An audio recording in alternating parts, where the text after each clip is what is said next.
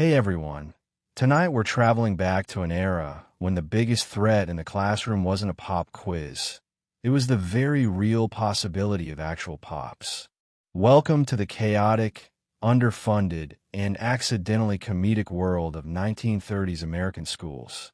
A place so wildly mismanaged you'd swear the superintendent was Wile E. Coyote in a suit and tie. Picture this. You walk into class each morning genuinely unsure whether your biggest challenge will be long division, the janitor's questionable chemistry experiments, or your wooden desk deciding to collapse under you without warning. That's right. Tonight we're diving into exactly why 1930s American schools were somehow more dangerous than actual prisons. Before we start swapping tales of tetanus shots and casual asbestos exposure, take a second to like the video and subscribe, only if you truly enjoy this kind of madness. Drop a comment with your most hazardous school memory, or just tell me where you're listening from. I swear, it's always midnight somewhere. Now dim the lights, turn on some gentle white noise, and get cozy. Because tonight we're unraveling a list of questions you never knew you needed answers to about one of history's most unintentionally extreme sports: surviving school in Depression-era America. Ever wondered what school was like before childproofing, background checks, or the radical concept of safety standards? Why floors were waxed to near military slickness? Whether cafeteria lunches came with a side of botulism? How many kids genuinely feared the principal's office? And how many developed mysterious coughs that miraculously cleared up whenever math class started? Was dodgeball basically a socially acceptable form of low-grade assault? And what was the story behind those discipline paddles? Were they carved from real wood or the shattered hopes of exhausted teachers? So buckle up. You're about to wake up in 1932, smack in the middle of the Great Depression, where pencils were precious, classroom hazards were everywhere, and every school day was a roll of the existential dice. Everyone's broke, and your school supplies include one pencil, a weird-smelling lunch pail, and a healthy fear of tetanus. Good luck. Step inside your classroom where the air is thick with chalk dust, the floor cacks with every step, and every desk is a hazard waiting to happen. Forget about ergonomic seating. Your chair is a wooden torture device that doubles as a splinter delivery system. The only thing more dangerous than the seating arrangements: the teachers, who wield yardsticks like medieval knights with swords. Let's set the scene. It's 7:45 a.m. Your wool socks are already damp, and you're filing into a building that smells like old textbooks and something vaguely resembling mothballs and soup. The floorboards are polished with so much wax they might as well be an Olympic luge track. One false move, and you'll discover gravity in ways Isaac Newton never intended. Straight onto your backside, or worse, into the waiting embrace of the world's scratchiest desk. Desks in the 1930s weren't just furniture. They were challenges. Each one is a relic from a time before comfort was even a concept, crafted from solid hardwood that spent a decade collecting student graffiti and a surprising variety of sharp edges. Sometimes, if you sit just right, you'll find an old wad of gum that's fossilized into the chewing tar pits under the writing surface. Your reward for perfect posture, a splinter in a place you'd rather not discuss. Every student develops a sixth sense for which chair is less likely to maim you that day. Except it's always a gamble. Some of those splinters are so big they can be whittle-led into emergency pencils. And don't get too comfortable. Your teacher, Mrs. Kbapple or Mr. Stern, is armed with a classic pointer stick, ready to enforce discipline with a level of precision usually reserved for fencing tournaments. The 1930s schoolroom operates on a mixture of fear, respect, and a pinch of "please don't make me stand up and read aloud."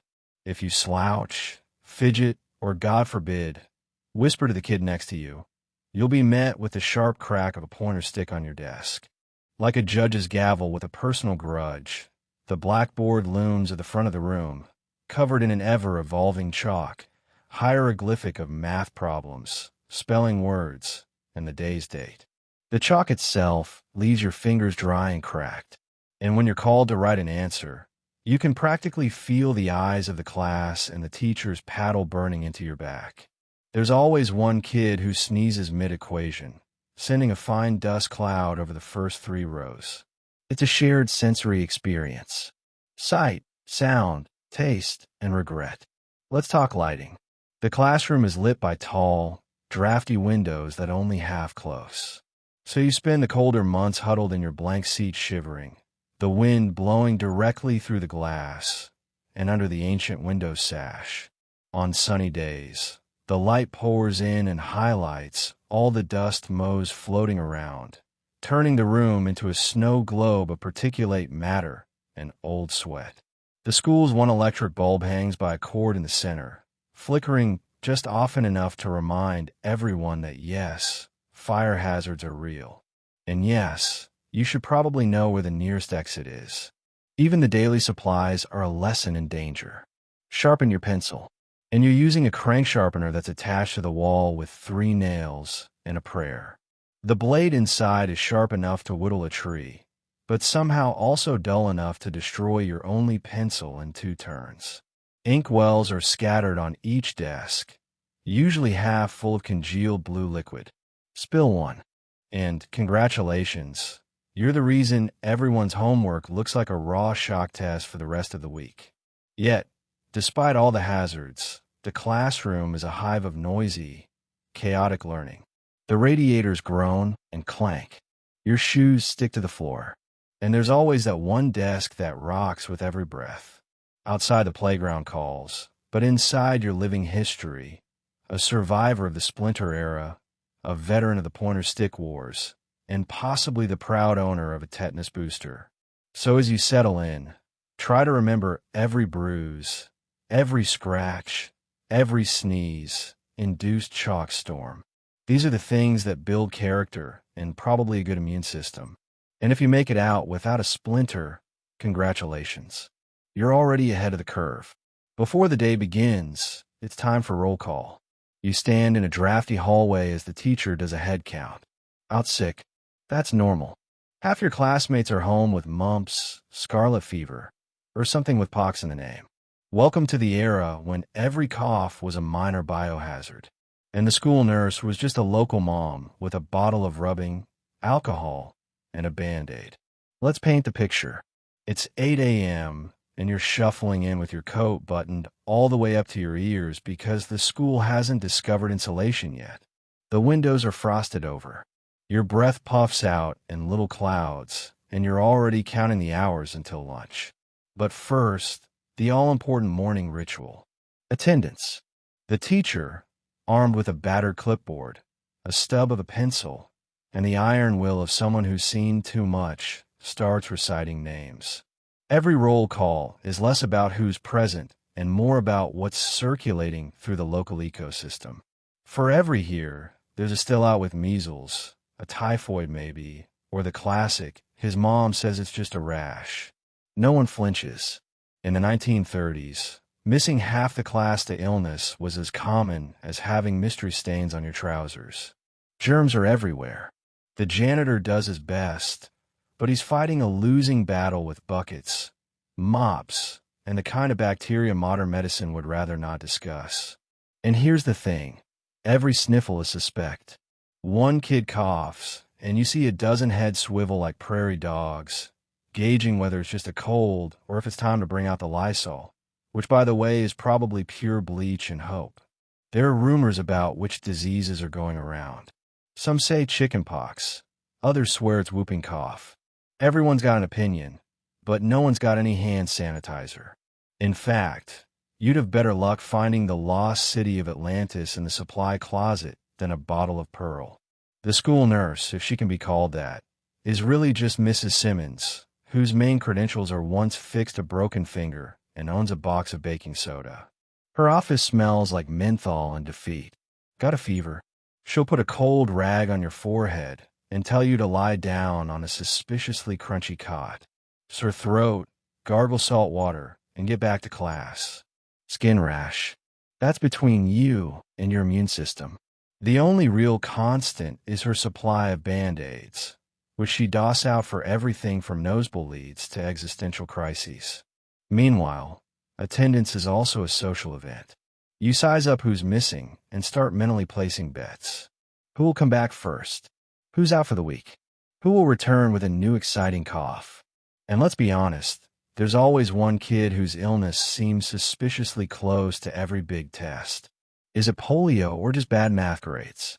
The world may never know. But sickness isn't just about kids. Teachers drop like flies, too.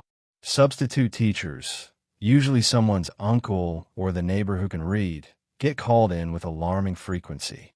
Lessons devolve into storytelling worksheets and the kind of chaos that only a room full of undersupervised children can create. Even getting to school is a gamble. The bus is a mobile petri dish. Every seat sticky with the remnants of 100 coughs, and the air thick with the scent of Vicks Vapo Rub. If you make it to the classroom without catching something, congratulations. You've already beaten the odds. Yet, through all the germs, sneezing fits, and quarantined classmates, attendance continues day after day, sniffle after sniffle. And somehow the school year lurches forward. You stand, you answer to your name, you hope for the best. Because in the 1930s, perfect attendance wasn't just a badge of honor. It was an act of defiance against the microscopic universe plotting to take you down. So next time you see a bottle of hand sanitizer or get a note from the school nurse, remember you're living in the golden age of health. And your grandparents, they survived school with nothing but a handkerchief and sheer force of will. Lunchtime, and nothing says bon appetit like the infamous cafeteria menu. Today's special grayish meatloaf with an aftertaste of despair. Milk is room temperature. Bread is sturdy enough to patch a shoe. And there's always a jiggling cube of dessert that looks like it might try to escape. Eat up. Food poisoning builds character. Let's talk about the sensory adventure that is the 1930s school cafeteria. First, you line up in a corridor that smells like mop water and overcooked cabbage, clutching your battered lunch token, or for the lucky, a dented metal pail. The lunch lady, equal parts culinary wizard and benevolent tyrant, stands behind the counter, wielding a ladle large enough to double as a small boat. Hire it in place. Her expression says she's seen it all, including the Spanish flu and 3 generations of children poking suspiciously at their mashed potatoes. The menu itself is a daily lottery of survival. You peer hopefully at the chalkboard, but every dish is written in code. Meat surprise could mean anything from ground beef to ground something. Cream vegetables are vegetables only in theory. Mostly, they're a chunky white sauce that's hot on top and cold in the middle, as if the laws of thermodynamics just gave up. Then there's the potato product, possibly mashed, possibly boiled, sometimes just called slop, and slathered with mysterious brown gravy. You make your way down the serving line, tray in hand, and attempt the ancient cafeteria negotiation.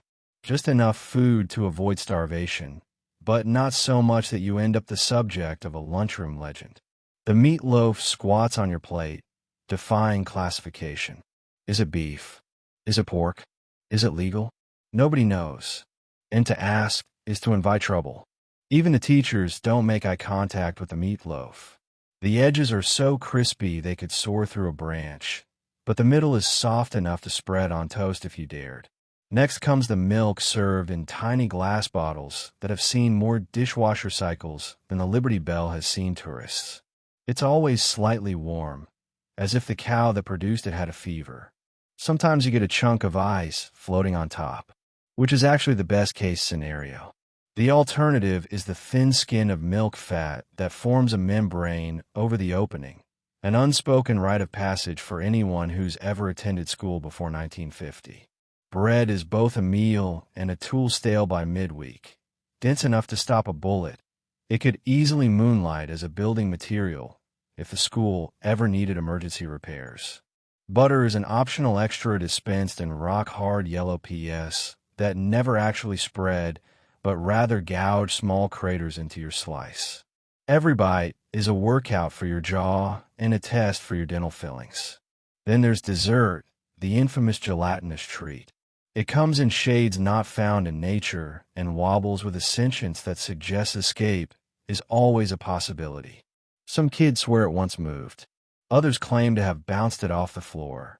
Whatever its origin, dessert in the 1930s is less a reward and more a final exam for your digestive system. And yet, the cafeteria isn't just a place to eat. It's the social heart of the school. Here, alliances are forged over trades of apples for cookies. And the cool kids claim the corner table. The new kid sits alone until someone slides a roll his way.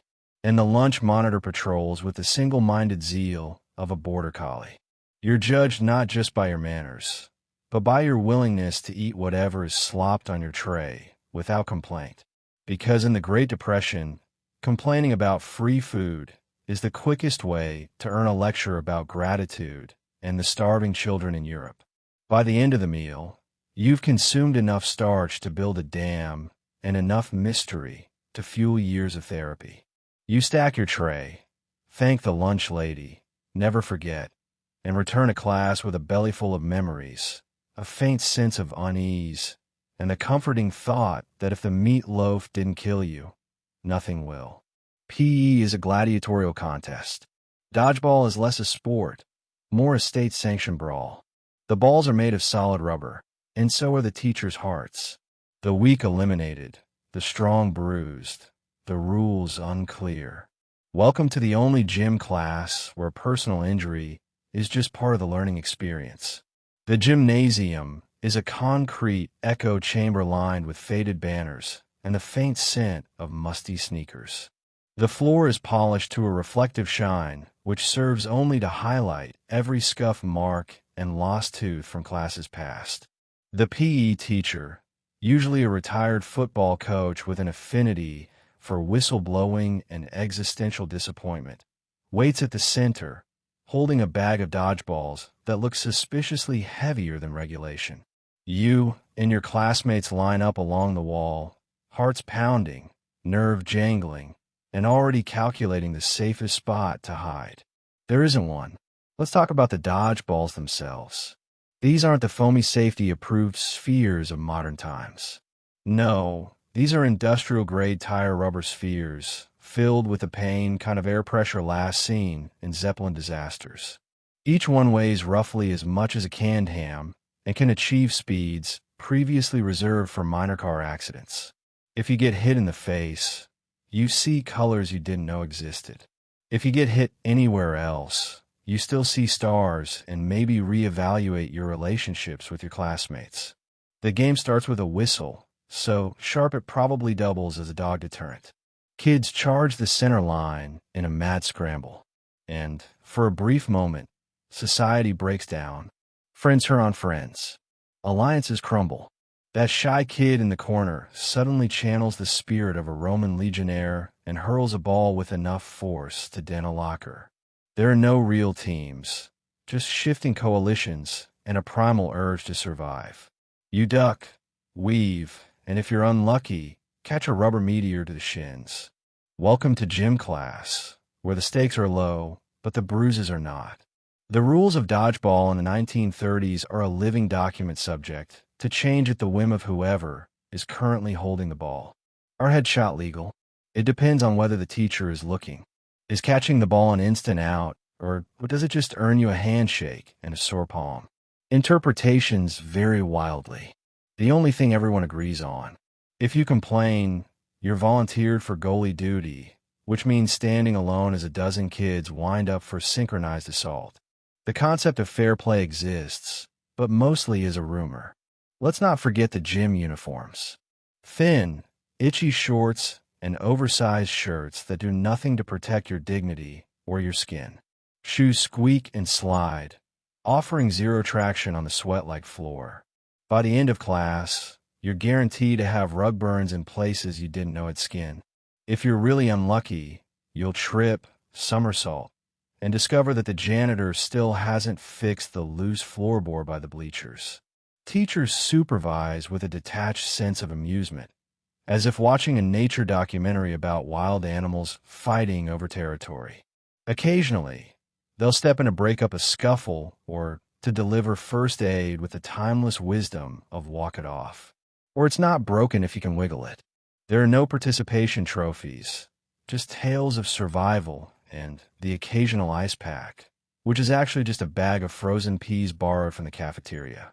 By the end of PE, the weak have been weeded out. The strong are slightly less strong than before, and everyone carries a new badge of honor. A red welt, a scuffed elbow, or the slow, shuffling walk of someone who narrowly avoided a rubber missile. Dodgeball in the 1930s is less about physical fitness and more about character building, by which I mean it's about learning to dodge, duck, and develop a deep distrust of anyone holding a red ball. So, if you make it through class with all your teeth and a little dignity intact, congratulations. You haven't just survived dodgeball. You've survived the educational equivalent of gladiator school. And if you didn't, well, there's always next week. Maybe you'll develop superhuman reflexes, or maybe just a deeper appreciation for quiet, non-athletic hobbies like chess or embroidery, or hiding in the library until gym period is over. Your reading material has seen more history than most museums. Every book smells like a mixture of mildew and disappointment, with notes in the margins from students who probably fought in World War I. Want a new edition? Sorry, the budget went to new chalk. Let's begin with the basics. You're handed a history textbook. That is, by all appearances, a family heirloom. The cover is faded. The spine is held together with hope and 3 generations worth of masking tape. And if you flip to the inside cover, you'll find a list of names, dozens, written in handwriting that changes style every decade. There's always a Frankie, 1922, and a Mildred, 1918. It's less a textbook, more a guest book for the world's longest family reunion. The first page is already curling, and the back cover looks like it survived trench warfare, which, given the era, might not be far from the truth. The content, let's just say it's vintage.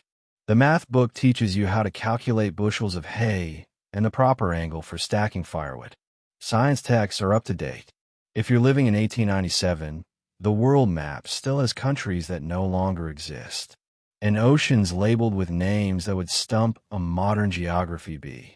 You're expected to memorize the state capitals. But don't bother asking about Hawaii or Alaska. They're future considerations and illustrations. Every diagram looks hand-drawn by a deeply disillusioned artist with a grudge against human anatomy. There's always one inexplicably muscular arm. And all the historical figures wear facial hair that looks suspiciously like a broom fell on their upper lip. Half the chemistry experiments are annotated with "try at your own risk," which is probably less a joke and more a legal disclaimer for any teacher hoping to avoid another incident with a Bunsen burner. The smell is a sensory journey all its own, a heady mix of paper, dust, ancient ink, and a top note of mold. Every time you turn a page, you unleash a little cloud of history into the air. It's the only book that's guaranteed to make you sneeze before you even get to the chapter on hay fever. Some pages are stuck together with what you desperately hope is just glue, while others are so thin they might dissolve if you breathe too hard. It's not just the textbooks. Workbooks, if you're lucky enough to get one, come pre-filled with answers from previous students. Some correct, some creative. You learn quickly to never trust a math problem where the answer is written in crayon. And if there are doodles in the margins, they're usually more educational than the official content. Some kids treat the reading assignments as Mad Libs, filling in the gaps with jokes and questionable historical facts. George Washington had wooden teeth and could bench press a horse. Want to request a new edition? The answer is always the same. The school board spent this year's budget on a new chalkboard or fixing the window that's been broken since Hoover was president. The idea of updating educational materials is as fanciful as indoor plumbing in the outhouse. Despite all this, there's a strange charm to the battered old books. The history feels more immediate, more personal, especially when you read the notes in the margins and realize that students were always students. Bored, creative, and desperate to avoid extra homework. Your textbook may claim the most important invention of the modern era is the steam engine, but you know better. It's actually the ballpoint pen, invented purely to draw mustaches on Civil War generals. So you soldier on, flipping through pages that crackle with every turn, learning a version of history that stops abruptly somewhere around Teddy Roosevelt. You squint at faded maps, try to decipher long division problems that predate the moon landing, and dream of a future where books are printed after your parents were born. Until then, you make do, hoping you'll absorb enough facts and not too many spores to pass the next quiz. Because in the 1930s, knowledge isn't just power. It's whatever you can scrape together from a textbook that should probably be on display at the Smithsonian recess. 30 minutes of unstructured chaos on a playground built entirely from steel, gravel, and wishful thinking. The monkey bars are 2 stories tall. The slide is a metallic frying pan, and the swing set could launch a child into low orbit. Helmets, pads.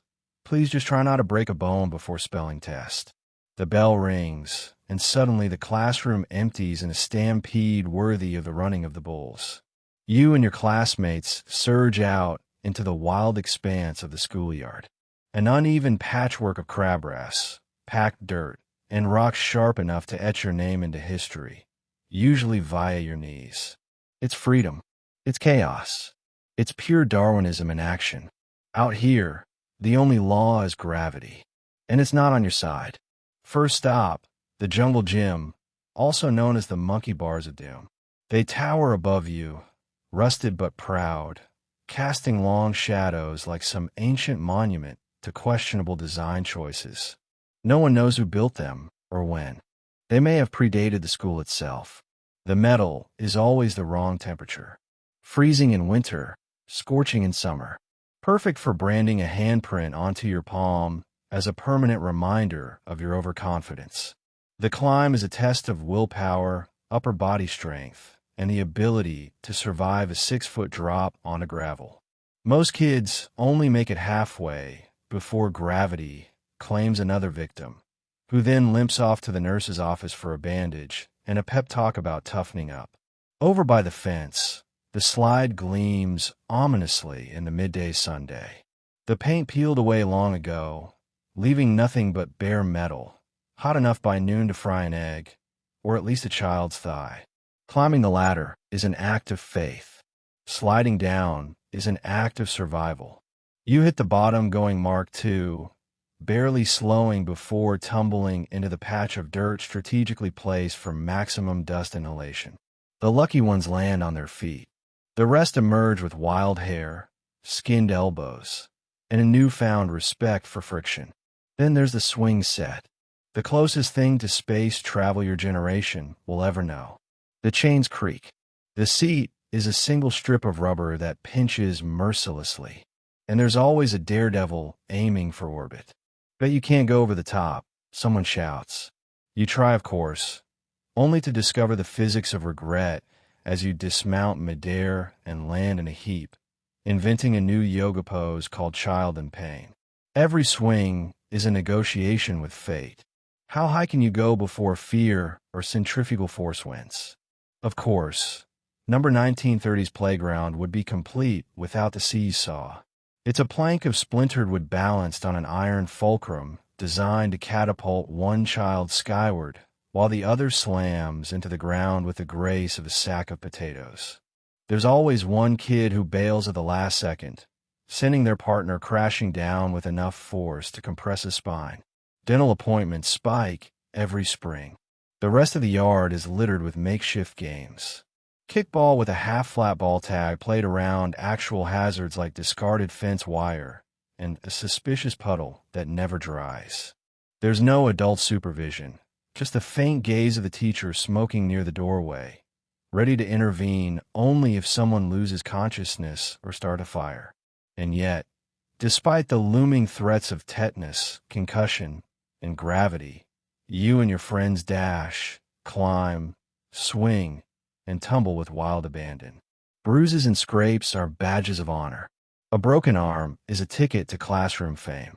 No one whines because out here, survival is the greatest prize. By the time the bell rings again, you're covered in dust, sweat, and memories. You limp back inside, wincing at new bruises, clothes strewn with the mud and glory of childhood. Recess is over, but the legend of the monkey bars of doom will live forever in stories, scars, and the collective nostalgia of anyone who survived a playground built before the invention of common sense. You enter the science lab, otherwise known as a repurposed storage closet full of mystery chemicals and unguarded Bunsen burners. Safety goggles are a rumor. The teacher's demonstration ends with a small explosion, and the fire drill is run if you see smoke. Science is thrilling, but mostly because you're not sure you'll survive. Let's set the stage. The lab is really just a corner room that smells like bleach, kerosene, and the ghosts of failed experiments. The shelves sag under the weight of jars labeled in handwriting so faded it could say sodium chloride or instant regret. There's a locked cabinet for the dangerous stuff, which is usually left unlocked, probably because the janitor needed more paint thinner for the radiators. Everything is sticky. No one knows why. Even the ceiling tiles look nervous. At the front, your science teacher stands with an energy that's part mad scientist, part amateur magician. He's got a tie with burn holes in it, and the kind of wildeed look that only comes from years of inhaling fumes. Today's lesson, chemistry, physics, biology, it hardly matters. It all ends with something smoking, hissing, or setting off the building's one alarm bell, which on a good day also alerts the local fire department and half the neighborhood. The equipment is straight out of an antique store. Test tubes are chipped. Flasks are stained with substances that haven't been identified since the Coolidge administration. And the microscope is basically a magnifying glass attached to a wooden block. The Bunsen burners are vintage, meaning last properly inspected during the Taft presidency. Lighting one involves matches, steady hands, and a willingness to lose your eyebrows. You volunteer for this job only once. Let's talk safety. The rules are written on a yellowed poster tacked above the chalkboard. Don't drink anything. Don't point things at your face. And don't set Timmy on fire again. That's about it. Safety goggles exist in theory, but are kept in a box so dusty it gives you a rash just looking at it. Most kids just squint and hope for the best. Aprons. Sure, if you like sharing with 3 other people, or if you can pry one off the hook where it's been stuck since last winter's volcano project. Experiments are conducted with a collective faith that no one will notice if something starts to bubble, smoke, or crawl away. Dissections are performed on frogs that look like they died of old age, with scalpels so dull they might as well be butter knives. You measure things out by eye because the one scale that works is missing its weights, and the beak have measurements that stop being accurate somewhere around a Great War. There's always one demonstration that goes airy. The teacher adds the special ingredient, usually baking soda or something vaguely radioactive, and everyone takes 3 steps back. A fizz, a pop, a small mushroom cloud, and suddenly you're part of an unscheduled evacuation. The fire drill, which you've practiced often, is less orderly file to the nearest exit, and more everyone for themselves. The last one out has to close the door and hope the smoke stays in. Even after the chaos, science remains the highlight of the week. You've learned to identify the smell of burning hair, the taste of fear, and the sound of glass breaking as a cue to duck. The bravest students try to sneak off with a souvenir, a frog leg, a chunk of sulfur, or just a really nice rock that probably isn't uranium. But somehow you survive. The day ends with your hands stained, your hair a little singed, and your mind filled with the wonders of chemistry and a healthy respect for the phrase "stand back." Because in the 1930s, science class isn't just about learning. It's about dodging disaster, improvising safety, and always knowing where the nearest window is. Have a fever, sprain an ankle? The nurse's solution is the same. Walk it off. Her medical kit contains iodine, a rusty pair of scissors, and a tin of mystery ointment that stings like betrayal. You're more likely to get a lecture about building immunity than any actual medical care. Let's take a walk down the linoleum corridor of 1930 school healthcare, if you can call it that. The nurse's office is a closet-sized room at the end of the hall, squeezed between the boiler and the janitor's mop bucket. There's no soothing decor, just a faded poster about good posture, and a persistent odor of camper feet and whatever was on sale at the pharmacy last century. The cot is a stiff, creaky bench with a pillow as flat as a pancake, and the only blanket smells like Vicks Vapo Rub and broken promises. You arrive clutching a note from your teacher which may or may not have accurately described your injury. If you're lucky, you just got a nosebleed. If you're unlucky, you've already bled through your second shirt and are now being evaluated for robustness. The nurse herself is a legend. A battle-hardened woman in a starched white uniform. Glasses hanging from a chain and a bedside manner that's a cross between a drill sergeant and your grandmother on laundry day. She's seen everything, fixed most of it, and given up on the rest. First comes the interrogation. What's wrong? Where does it hurt? Why are you missing your left shoe? She listens with the practiced skepticism of someone who's heard every possible excuse to get out of math class if you so much as hint that your stomach hurts. You'll get a hard candy and a skeptical look that says, "Nice try, kid." Legitimate complaints are met with her universal solution, iodine. Scrape, bruise, splinter, or mystery rash. Iodine. It burns with the fury of 1,000 suns and stains your skin for a week. You'll wear that orange splotch like a badge of honor or shame. The contents of her medical kit are equally vintage. The scissors haven't been sharpened since the Coolidge administration and are more likely to pinch than cut. There's an ancient roll of gauze, some tape that barely sticks, and a tin of ointment labeled for everything, which means it will be applied liberally to whatever part of you is visible, whether or not it's the problem area. If you're really lucky, you'll get the ultimate comfort, a paper cup of lukewarm water, and a chance to lie on the cot for exactly 7 minutes, at which point you're expected to leap up fully healed and rejoin your class. Sprains are wrapped with elastic bandages, so tight they cut off circulation. Fevers are met with a damp washcloth and the stern advice to toughen up. Headaches? Close your eyes and think of something pleasant. Allergic reactions? Try not to breathe near the flowers next time. For anything more serious, the nurse may call your mother, assuming your family even has a telephone. Most of the time, you're sent home with a note pinned to your shirt, and the vague hope that whatever you have isn't contagious. Spoiler, it usually is. Then there's the philosophy of building immunity. The nurse assures you that every scratch, every cold, every outbreak of chickenpox is making you stronger. Modern medicine calls this exposure therapy. In 1930s schools, it's just life. Miss a day for illness, and you risk falling behind. Miss 2, and you'll return to find your play desk claimed by someone else, and your nickname now, Typhoid Mary. Yet somehow you survive. You limp out, doused in iodine, patched up and a little tougher than before. The nurse's office is a rite of passage, a crucible of childhood suffering, and a living museum of first aid gone gloriously wrong. Years later, you'll look back and marvel that you made it through with all your limbs.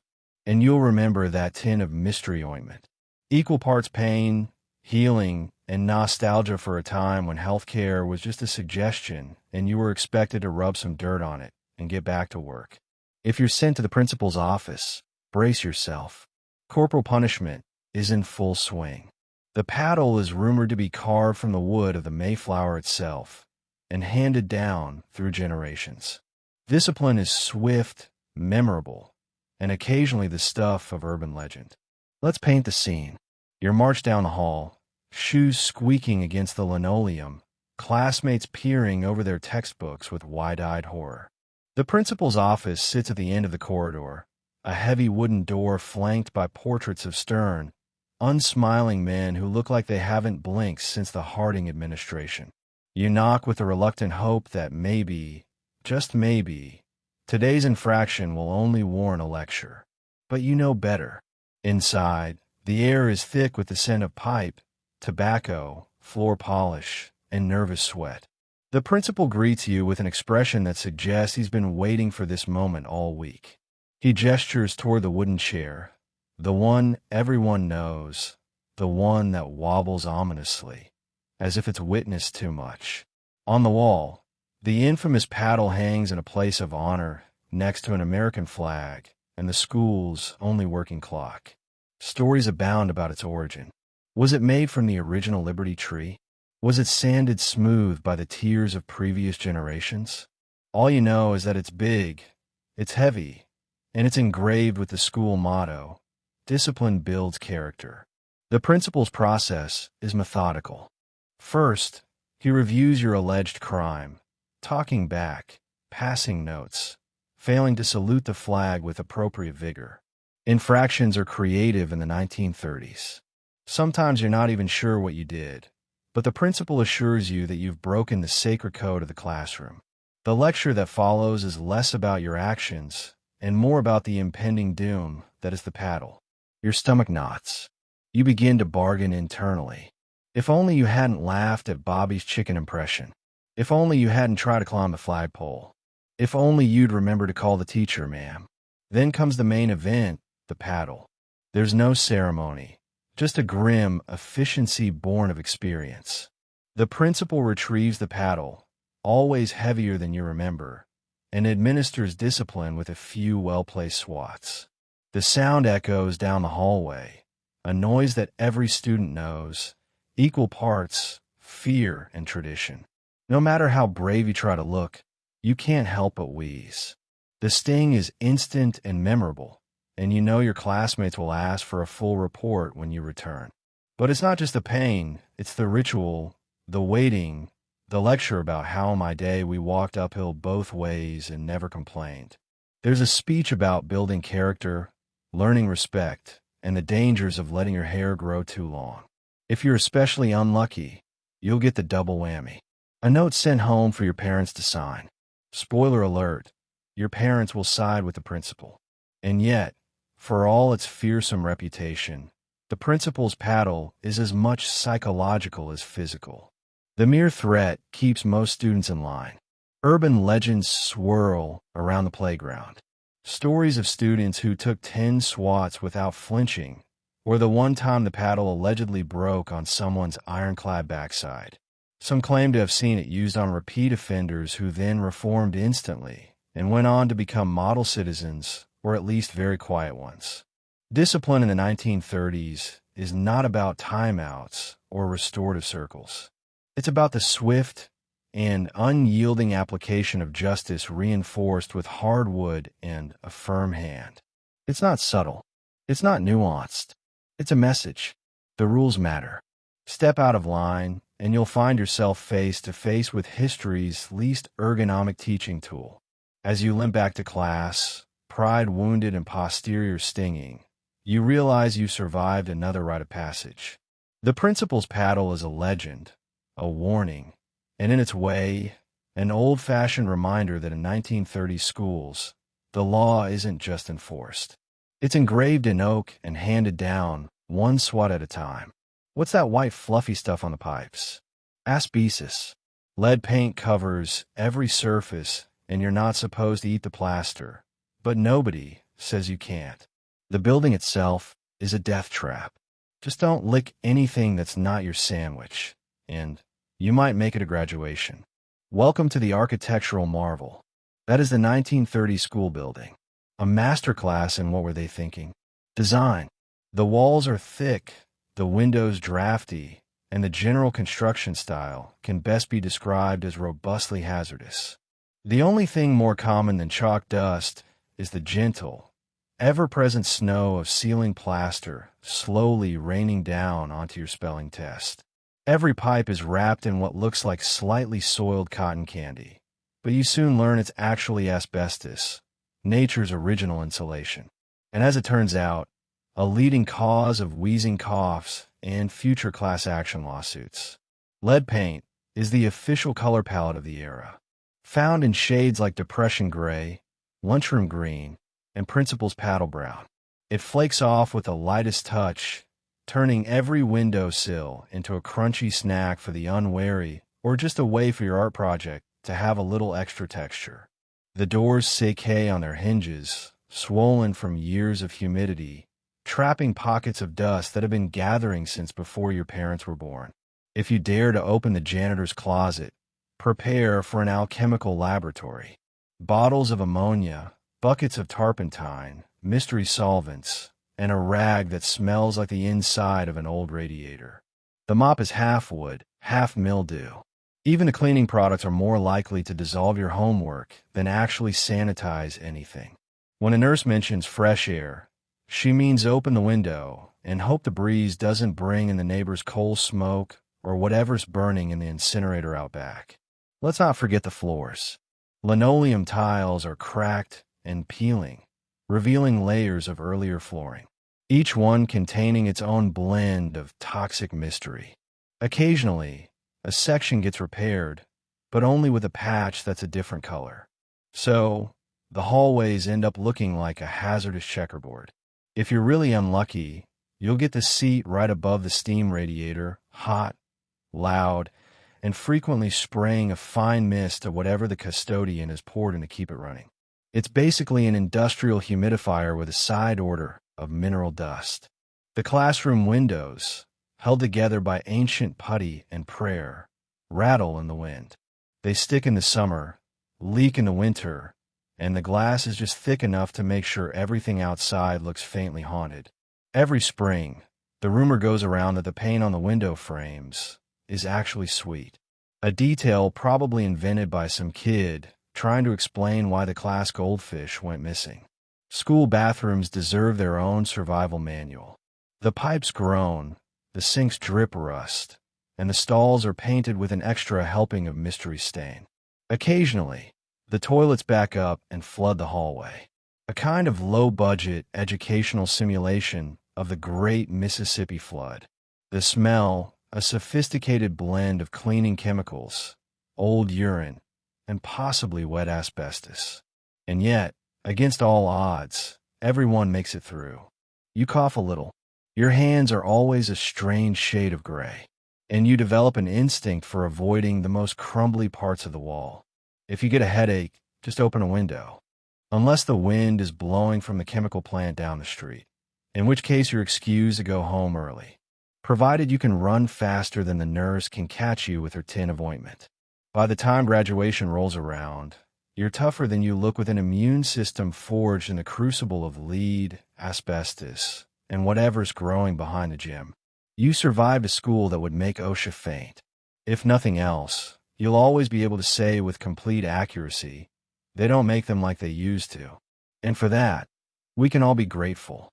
Hop aboard the yellow school bus, a vehicle held together by wire, chewing gum, and collective hope.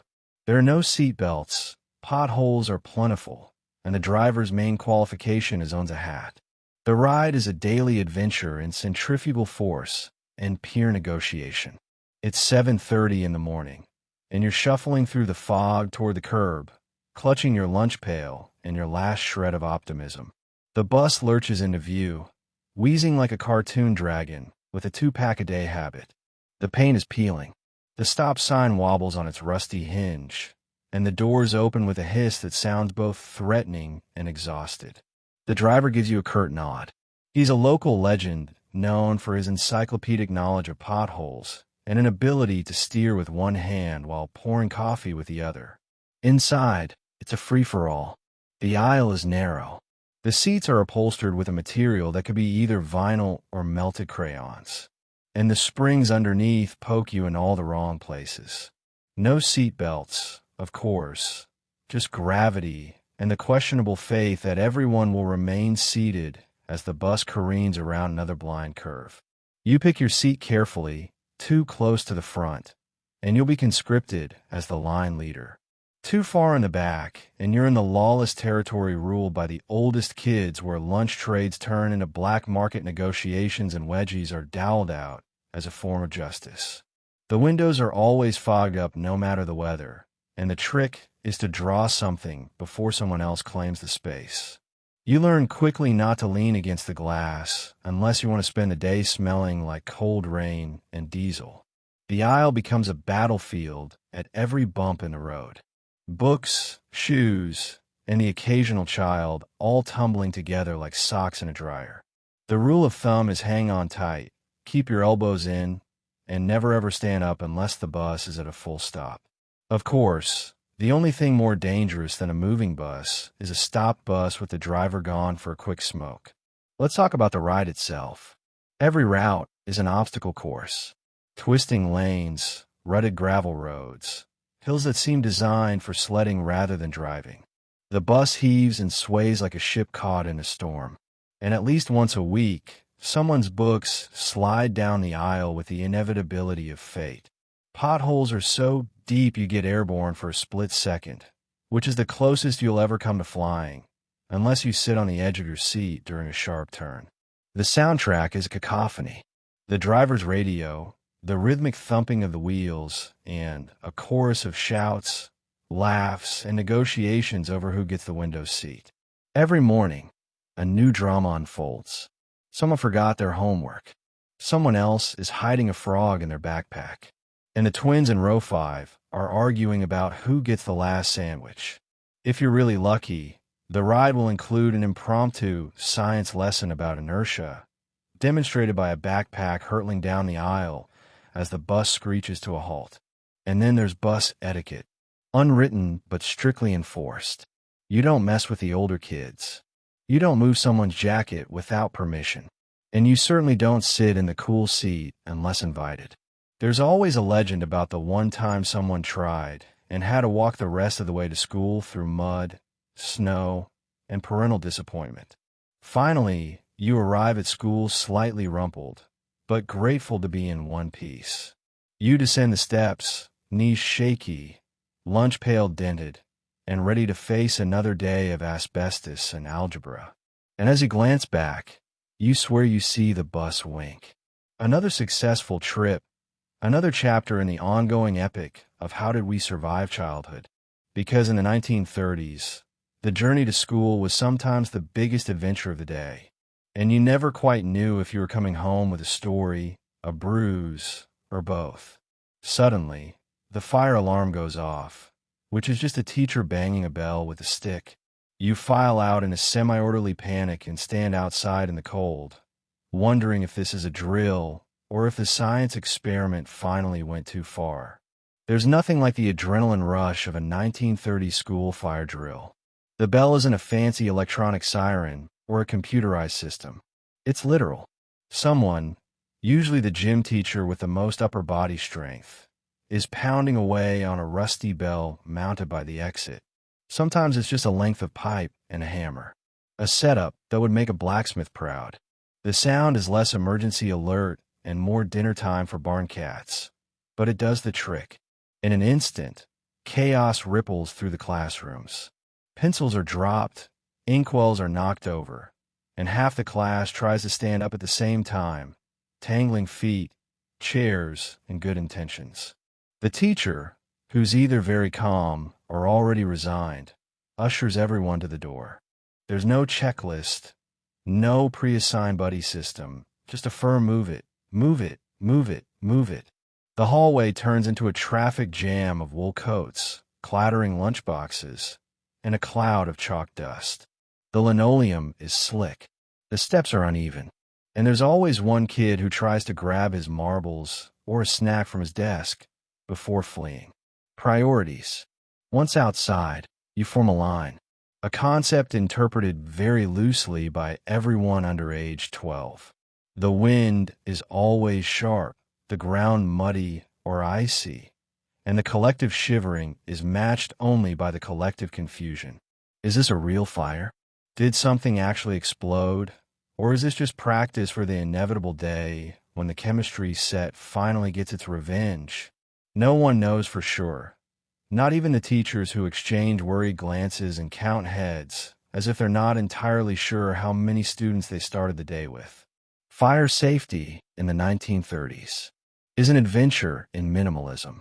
The escape routes are posted somewhere, but no one reads them. The main plan: get out, Don't block the exit. And try not to trample anyone smaller than yourself. Sometimes you're herded into the schoolyard. Other times onto the sidewalk, or even the neighbor's pasture if the wind is wrong. Your designated safe zone is wherever there's the least mud or the fewest cows. Drills are not scheduled with any kind of warning. Sometimes the principal will declare one after a particularly suspicious bang from the science lab. Other times it's triggered by someone's sandwich accidentally catching fire on a radiator or a suspicious amount of smoke wafting from the basement incinerator. Everyone has a story about the time there actually was a fire, usually ending with a lunch lady saving the day by tossing a bucket of soapy water over everything, including the nearest fifth grader. Standing outside, you watch your breath curl into the air and wonder how long you'll be left to freeze before someone decides it's safe to return. The teachers cluster together for warmth and gossip, while the janitor pokes his head out the basement window, either to check for survivors or to enjoy a smoke. Meanwhile, your classmates speculate wildly. Maybe the snake from biology finally got loose. Maybe the boiler exploded again. Maybe this is how school ends forever and we're all free. Eventually, a teacher waves you back in, usually after a cursory inspection of the halls for active flames. You file back to class, toes numb, noses red, and spirits a little lighter for having survived another fire drill. There are no participation ribbons, just the satisfaction of not being the last one out the door. And maybe if you're lucky, the rest of the day's math lesson will be postponed while everyone tries to warm up and forget that the building is still technically a giant box of kindling. Because in the 1930s, every fire drill is a reminder. You're not just learning arithmetic and penmanship. You're training for the ultimate pop quiz. Evacuation vintage style. Miss an assignment. There's a very public shaming ritual for that. You stand at the front of the room and explain yourself while your classmates judge you harder than a Real Housewives reunion. Forget to do it twice, and you're writing lines until your wrist mutinies. It's a Tuesday morning, and the smell of chalk dust and floor polish lingers in the air. The class is restless, fidgeting in their splinter-prone desks as the teacher, ruler in hand, begins the daily ritual, collecting homework. There's a moment of collective breath holding as she moves down each row, sharp eyes scanning for excuses, fidgeting hands, and the unmistakable look of someone who's about to plead their case. You know the feeling. Your heart's beating faster than the school bell, and you're already rehearsing a defense. Maybe your dog didn't actually eat it, but you're willing to swear on a stack of dusty textbooks that the wind or possibly a well-meaning sibling played a part in your academic downfall. But the 1930s classroom is not a place for private negotiation. Missing homework isn't handled with a gentle note home or a discreet conversation after class. No, here it's theater. You're summoned to the front like a Woolward actor auditioning for the role of regretful student number one. All eyes are on you. Some gleeful, some sympathetic, most just glad it isn't their turn. Your job is simple yet impossible. Explain yourself. Why is your assignment missing? The teacher's expectations are high. Bonus points for creativity, but points deducted for lack of remorse. I forgot will earn you nothing but a disappointed sigh and possibly a sermon about the virtues of personal responsibility. My baby brother scribbled all over. It is risky, especially if your brother's still in diapers. If you claim illness, be prepared for a pop quiz about the BS specifics of your symptoms and a follow-up visit to the nurse whose primary diagnostic tool is a suspicious glare. The class is an unforgiving audience. Your friends might try to send you encouraging looks, but the rest are mentally tallying your failures against their own. For some, it's entertainment. For others, it's a preview of their own future starring role. And the teacher, she's the judge, jury, and if you're really unlucky, line-writing executioner. Ah, yes. The lines forget a second time, and you're given a sheet of paper, a dull pencil, and the immortal directive. I will remember my homework written out 100 times. It's a rite of passage, a slow march through the land of cramped knuckles and graphite smudges. Your handwriting degrades from careful cursive to eyelable scribble by line 20. But no one cares. This isn't penmanship class. It's penance. Sometimes, if the offense is particularly egregious, like losing the same assignment twice, you'll be asked to write an essay reflecting on your lax attitude and what you will do to improve, as if enlightenment is hiding somewhere in repetitive muscle fatigue. And it doesn't end at your desk. Forget too many times and a note is sent home, pinned like a badge of dishonor to your jacket. Your parents, raised in even harsher academic climates, are not impressed. There's a good chance you'll spend your evening copying lines under their supervision while they recount tales of their own school days where forgetting homework meant shoveling coal or running laps around the barn. But here's the real kicker. No one ever actually reads your lines. Not your parents, not your teacher, certainly not your future self. They are collected, glanced at, and if you're lucky, tossed in the bin with yesterday's spelling test. What sticks with you isn't the sentences, but the feeling of standing at the front, sweating under the gaze of your peers, learning that 1930 school, failure is public, penance is physical, and the only cure is remembering next time or getting really, really creative with your excuses. It's January, and the only thing colder than your math grades is the actual classroom. The radiator makes noises like a dying walrus and heats exactly 1 square foot of the room. The rest of you are wrapped in coats, hats, and a vague hope of spring. Welcome to the 1930s classroom, winter edition, a place where climate control means shutting the window with a sock jammed in the gap and hoping for the best. Every morning you trudge to school through slush and ice, cheeks stinging, nose dripping, scarf pulled up to your eyeballs. Your boots leak, your gloves are 2 left mittens, and by the time you reach your desk, you've lost feeling in at least 3 toes. You might be carrying a book, but really it's just something to clutch for warmth. The classroom itself is a symphony of chattering teeth and the occasional low moan of despair. You sit, shoulders hunched, watching your breath fog in the air. Indoors, the only warm spot is the patch of floor directly in front of the radiator, which means there's always a desperate shoving match for those precious inches of heat. The lucky student who sits closest becomes an accidental celebrity. Everyone else plotting ways to switch seats before recess. And about that radiator, it's a cast iron beast older than your grandparents, sputtering steam and making noises that range from gentle bubbling to catastrophic clangs. Every now and then, it groans, spits, or hisses like it's possessed. It's capable of roasting your ankles if you get too close. But don't worry. Move 2 feet away, and you're back in the Arctic tundra. The teacher valiantly attempts to stoke the fire in the coal stove or fiddle with the radiator valve, but mostly ends up with blackened hands and a new layer of soot on her dress. Layering is the name of the game. Everyone wears everything they own. 2 sweaters, 3 pairs of socks. And if your mom is especially practical, a newspaper lining under your shirt for extra insulation. No one bothers taking off their outerwear. You sit through lessons bundled like a flock of sentient laundry piles. The teacher lectures while wearing fingerless gloves and a wool shawl, chalk squeaking on the blackboard as she tries to write with numb hands. Sometimes she assigns extra arithmetic just to keep everyone's blood circulating. Paper becomes brittle in the cold, pencils snap, and ink freezes in its well. If you're unlucky enough to need a bathroom break, you brave the unheated hallway where the temperature drops another 10 degrees. And the bathroom itself is a study in survival horror. Tiles icy water from the tap, so frigid it feels like liquid knives. You wash your hands out of duty, then immediately regret it as you return to class, shaking like a chihuahua. Lunch is an exercise in futility.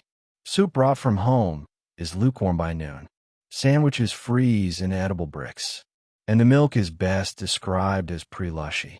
Even the teachers look wistfully at the thermos their spouse remembered to pack, savoring the only truly hot beverage in the building. On really cold days, you hear rumors of school being closed, but those are usually dashed. The 1930s standard for cancellation is the snow above the first floor windows? No. Then class is in session. By the last period, no one's learned a thing except new ways to wrap a scarf around their face without suffocating. When the final bell rings, everyone bolts for home, dreaming of sitting by the stove with their feet propped up on the dog. But despite the frozen fingers and the chorus of sniffles, you survive. Because if winter in a 1930s classroom teaches you anything, it's that cold builds character. And apparently excellent penmanship, since shivering makes for impressively shaky handwriting. By June, the schoolhouse is a slow cooker with desks. There's no air conditioning, only open windows and a strategically placed block of ice if you're lucky. Everyone smells like gym socks and despair. Congratulations. You just swept through your entire wardrobe. Let's set the scene. The sun is blazing, the sky is cloudless, and you're trudging to school through air so thick you could butter your bread with it. By the time you reach the building, your shirt is already sticking to your back, and the only thing colder than the teacher's stare is the milk in your lunch pail. If you packed it next to an actual ice block, the moment you step inside, you're hit with a wall of heat. The kind that's been brewing since sunrise and shows no sign of leaving before September. The windows are cranked open as far as rust and ancient rope will allow. But all that accomplishes is letting in more sun and the sweet sound of cicadas screaming about how hot it is. If you're lucky, there's a battered fan somewhere in the room, oscillating noisily and stirring up little cyclones of dust and old spelling tests. It blows everyone's papers onto the floor, but not a single cool breeze reaches your desk.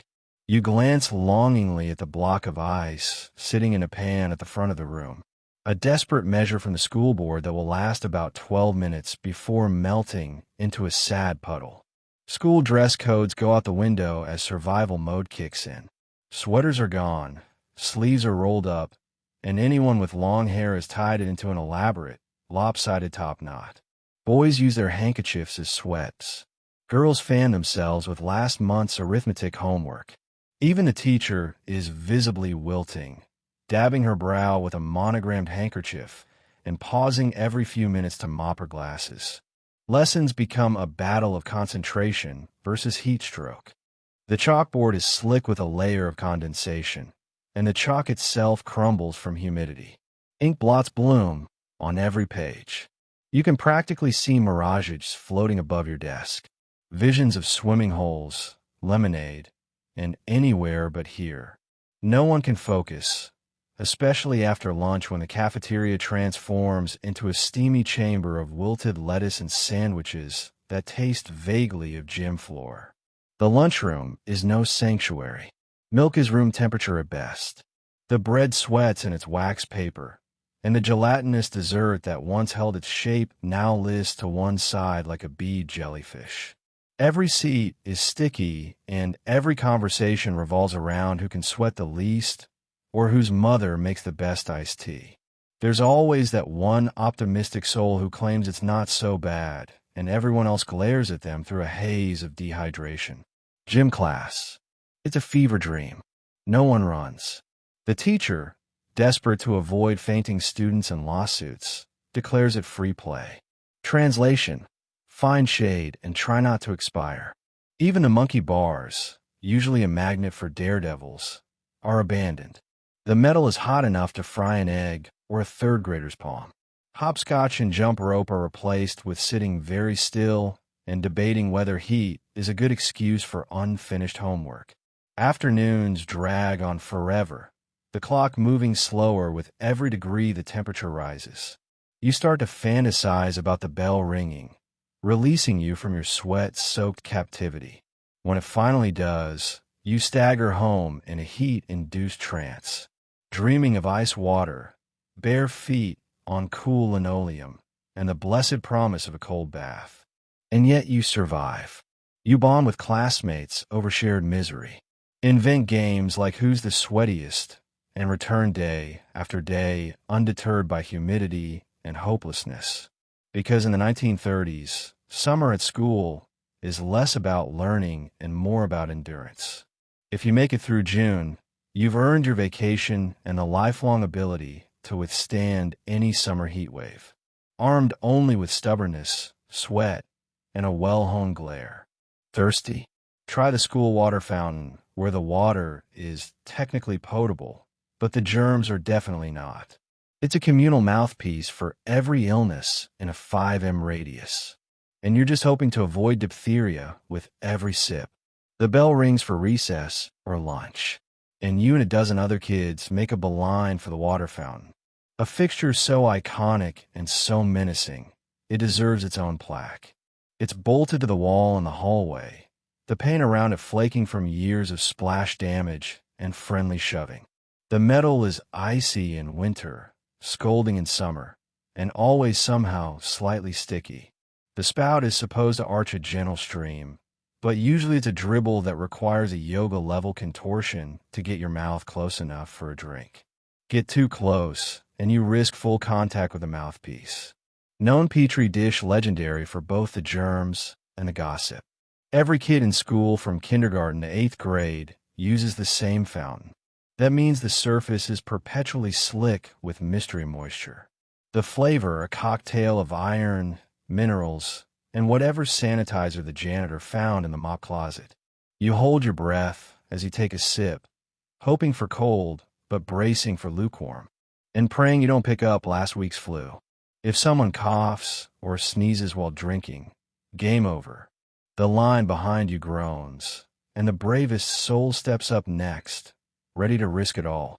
The teachers say, "Don't put your mouth on the spout." But that's like telling kids not to get wet in a rainstorm. It's inevitable. At least once a week, a first grader leaves a perfect lip print on the chrome, and everyone in the hallway recoils in silent horror. Rumors swirl about who gave who what, and who missed a week of school because they licked the fountain. Some believe you can build up an immunity by drinking from it every day. Others avoid it altogether and stick to warm milk from home, which is only marginally less risky. The fountain itself is a testament to industrial design gone rogue. The button sticks, requiring a thumb-crushing amount of force to coax out a meager trickle. Some kids have mastered the technique. Press with one elbow, cup your hand under the stream, and slurp like a raccoon at a campsite. Others are less graceful, spraying water down their shirts or into their noses. By the end of the day, there's a puddle on the floor, perfect for slip and fall accidents and muddy footprints. Of course, the school nurse has opinions about the fountain. Every cold, cough, or rash gets traced back to its community exposure. "Did you drink from the fountain?" She'll ask, already knowing the answer. You nod because everyone does. Even the teachers, though they use a handkerchief to wipe the spout before drinking, which somehow makes it both better and worse. If the fountain ever breaks, it's a minor catastrophe. The janitor is summoned armed with a wrench, a roll of tape, and the firm belief that kids today are too soft. He'll tinker and mutter, unleashing a torrent of brown water before declaring it fixed. You line up, thirstier than ever, and convince yourself that rust builds character. In the height of summer, someone always dares to stick their gum under the spout, a crime so heinous it makes headlines in the class newsletter. Still, the fountain is a social hub, a gathering point, a place for gossip and quick sips between spelling bees and gym. You survive mostly unscathed, with only the occasional cough as a souvenir. Because in 1930s school, the water fountain isn't just a fixture. It's a rite of passage, a test of courage, and a daily gamble in the world's oldest game. Will I make it to the next bell? Or is this the sip that finally takes me down? Drink up. Meet the janitor. Part handyman, part crypt. He fixes everything with a roll of duct tape and a steely glare. Occasionally spotted inventing his own cleaning solutions. He's either a misunderstood genius or the reason the gym floor smells like turpentine and regret. He's the early riser and the last one out, haunting the halls in overalls that haven't been properly blue since FDR's first term. No one knows his real name. He's just a janitor, a figure whispered about in the lunchroom and idolized on rainy days. When he wields the floor buffer like a samurai with a sword, you might catch glimpses of him at odd hours, dragging mysterious carts filled with brooms, mops, and unlabeled bottles containing liquids that should probably be classified as biohazards. The janitor's office is equal parts sanctuary and mad laboratory. Step inside if you dare, and you're greeted with the thick aroma of pine sol, mystery solvents, and for some reason, old onions. The walls are lined with shelves holding treasures, broken desk legs, tangled extension cords, boxes of bolts with mismatched nuts, and a coffee can labeled stuff that rattles. There's always a radio humming old jazz, and a cat that may or may not belong to anyone napping in a bucket. You quickly learn the rules. Never touch his mop. Don't ask what's in the bucket. And if the janitor says stand back, you stand back. He fixes squeaky doors with a spritz of oil and what looks like a prayer. He can silence a banging radiator with a single well-placed whack and unstick a classroom window with nothing but elbow grease and sheer force of will. His toolkit is legendary. Duct tape, a wrench the size of your forearm, and a battered screwdriver that doubles as a chisel, ice pick, or in a pinch, a disciplinary tool. His cleaning concoctions are the stuff of legend. Sometimes the school smells vaguely of lemon, sometimes of chemical warfare. You never really know what you're breathing. But if the floor shines and your shoes squeak, you figure it's best not to ask too many questions. The gym floor in particular has a unique aroma, a pungent blend of old socks, despair, and whatever cleaning fluid he's whipped up that week from odds and ends in the supply closet. It keeps the basketball team humble and the rest of the school on its toes, literally. Since the floor is sometimes so slick, it doubles as an ice rink. But for all the jokes and whispered rumors, the janitor is a silent guardian.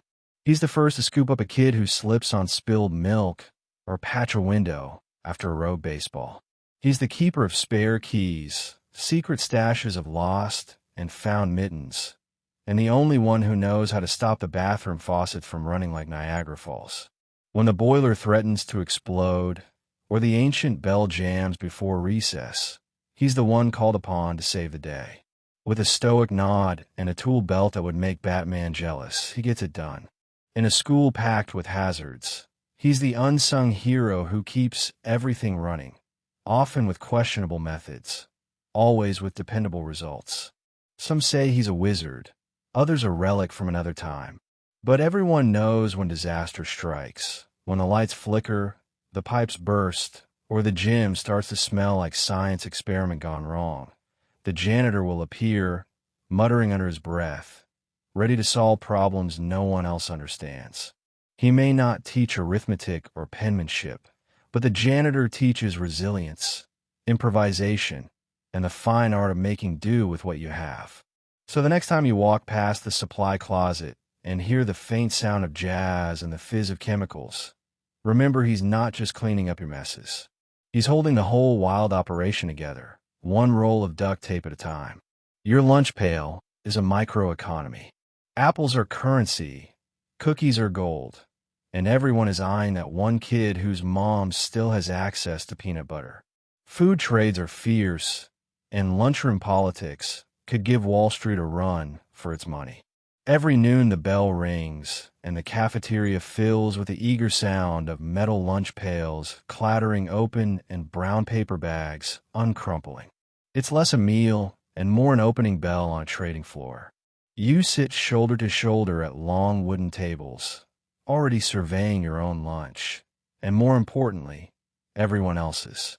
This is where fortunes are made, alliances forged, and betrayals are as common as bologna sandwiches. The Great Depression is in full swing, and school lunches reflect the times. There's a lot of sameness, bread, an apple, or if you're lucky, a pear, maybe a slab of mystery meat, or a dollop of jam between two slices of bread that's seen better days. Some lunches are packed with love, others with whatever was left after breakfast. You can spot the rich kid by the flash of store-bought white bread, while the rest of you gnaw on slices so dense and chewy They could double as shoe leather in a pinch. Trading starts before the first bite. Apples are a standard currency, prized for their shelf life and the way they can be swapped up or down the food chain. But the real gold, homemade cookies. One sighting of an oatmeal raisin or, heaven forbid, a chocolate chip, and negotiations begin in earnest. I'll give you my apple and half my sandwich. What if I throw in my milk ticket? Kids barter with the cunning of seasoned traders, using everything from carrot sticks to promises of future favors. You let me have your cookie today. I'll give you my pudding next week. The true status symbol is anything with peanut butter. In the 1930s, peanut butter is a rare treat, sometimes replaced with lard or bacon grease. If someone unwraps a PB&J, the entire table leans in like it's the Hope Diamond. Rumors fly about whose family knows a guy at the general store or whose uncle sent a jar from the city. You could get 2 pieces of fruit, a slab of cake, and maybe someone's undying loyalty for just a half sandwich.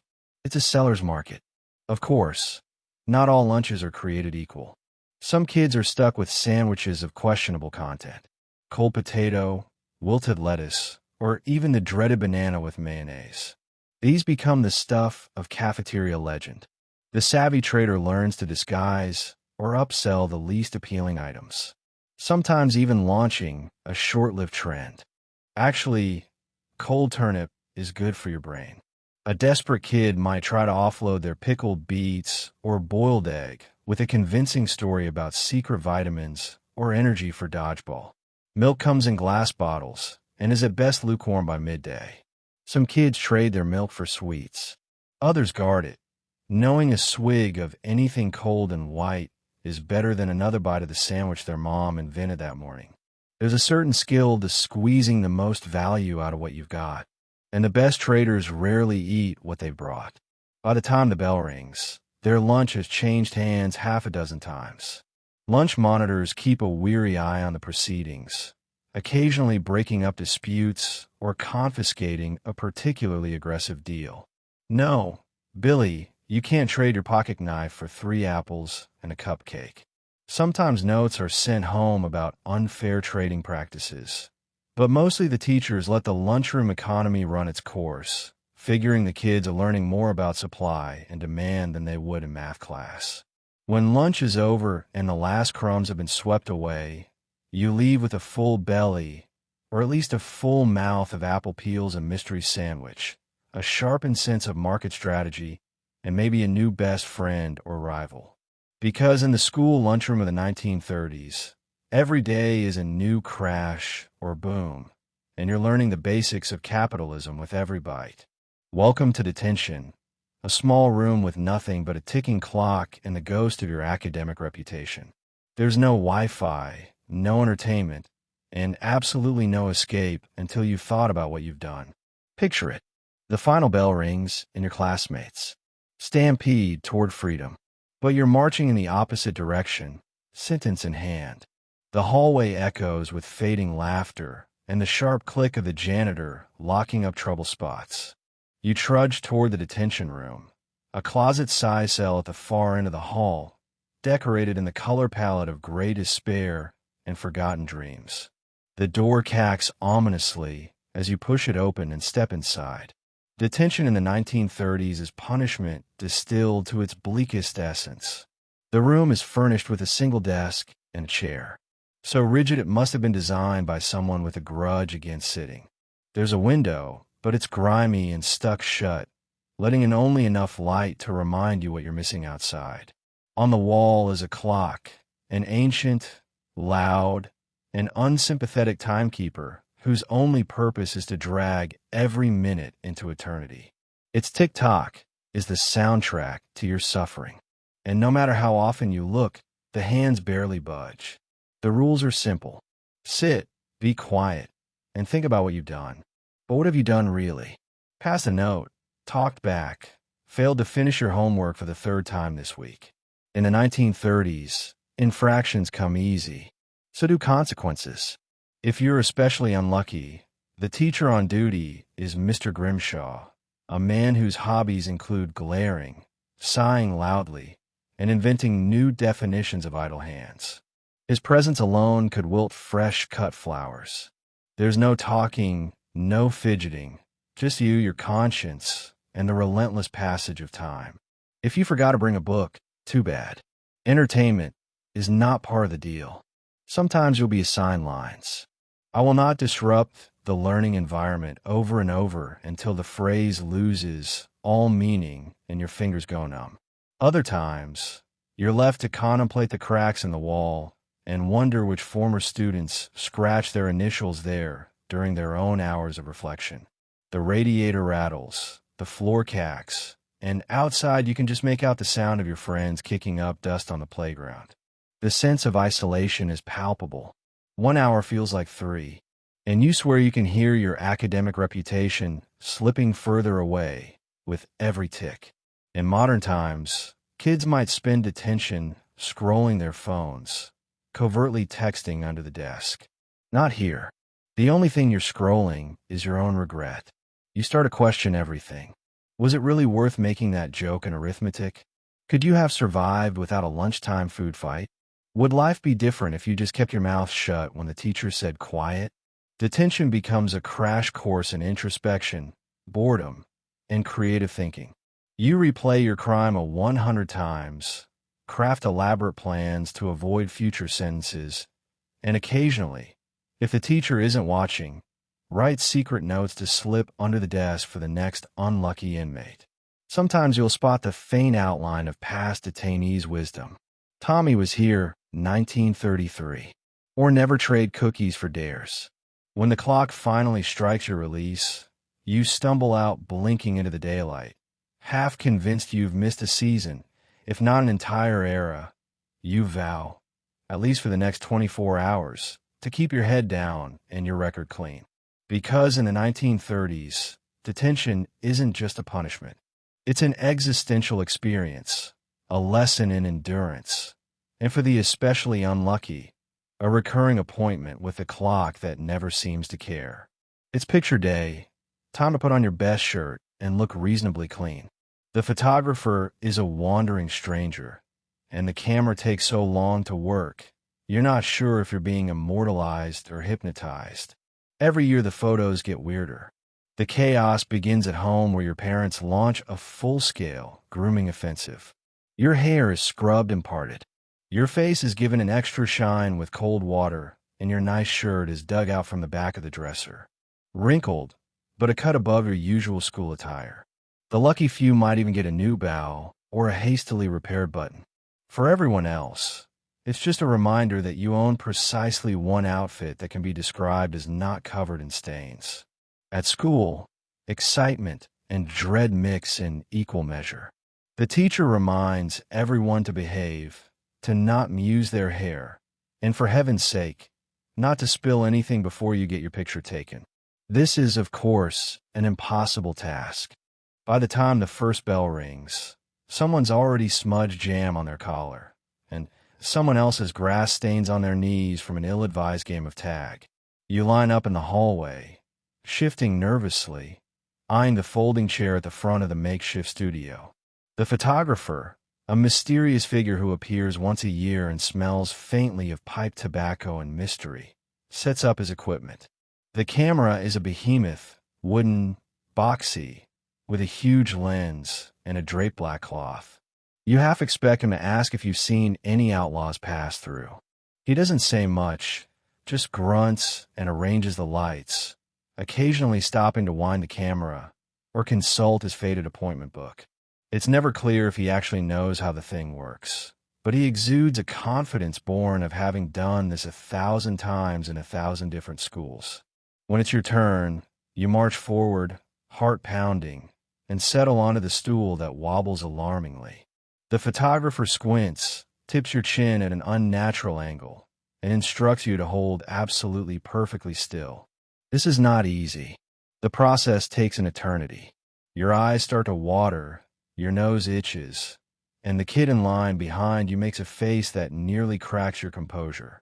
For a moment, you wonder if you'll ever be allowed to blink again. The real torture comes during the countdown. Hold still. Don't move just a little longer. The flash finally goes off. A burst of light, and the faint smell of burning magnesium, and you're done. Or so you think.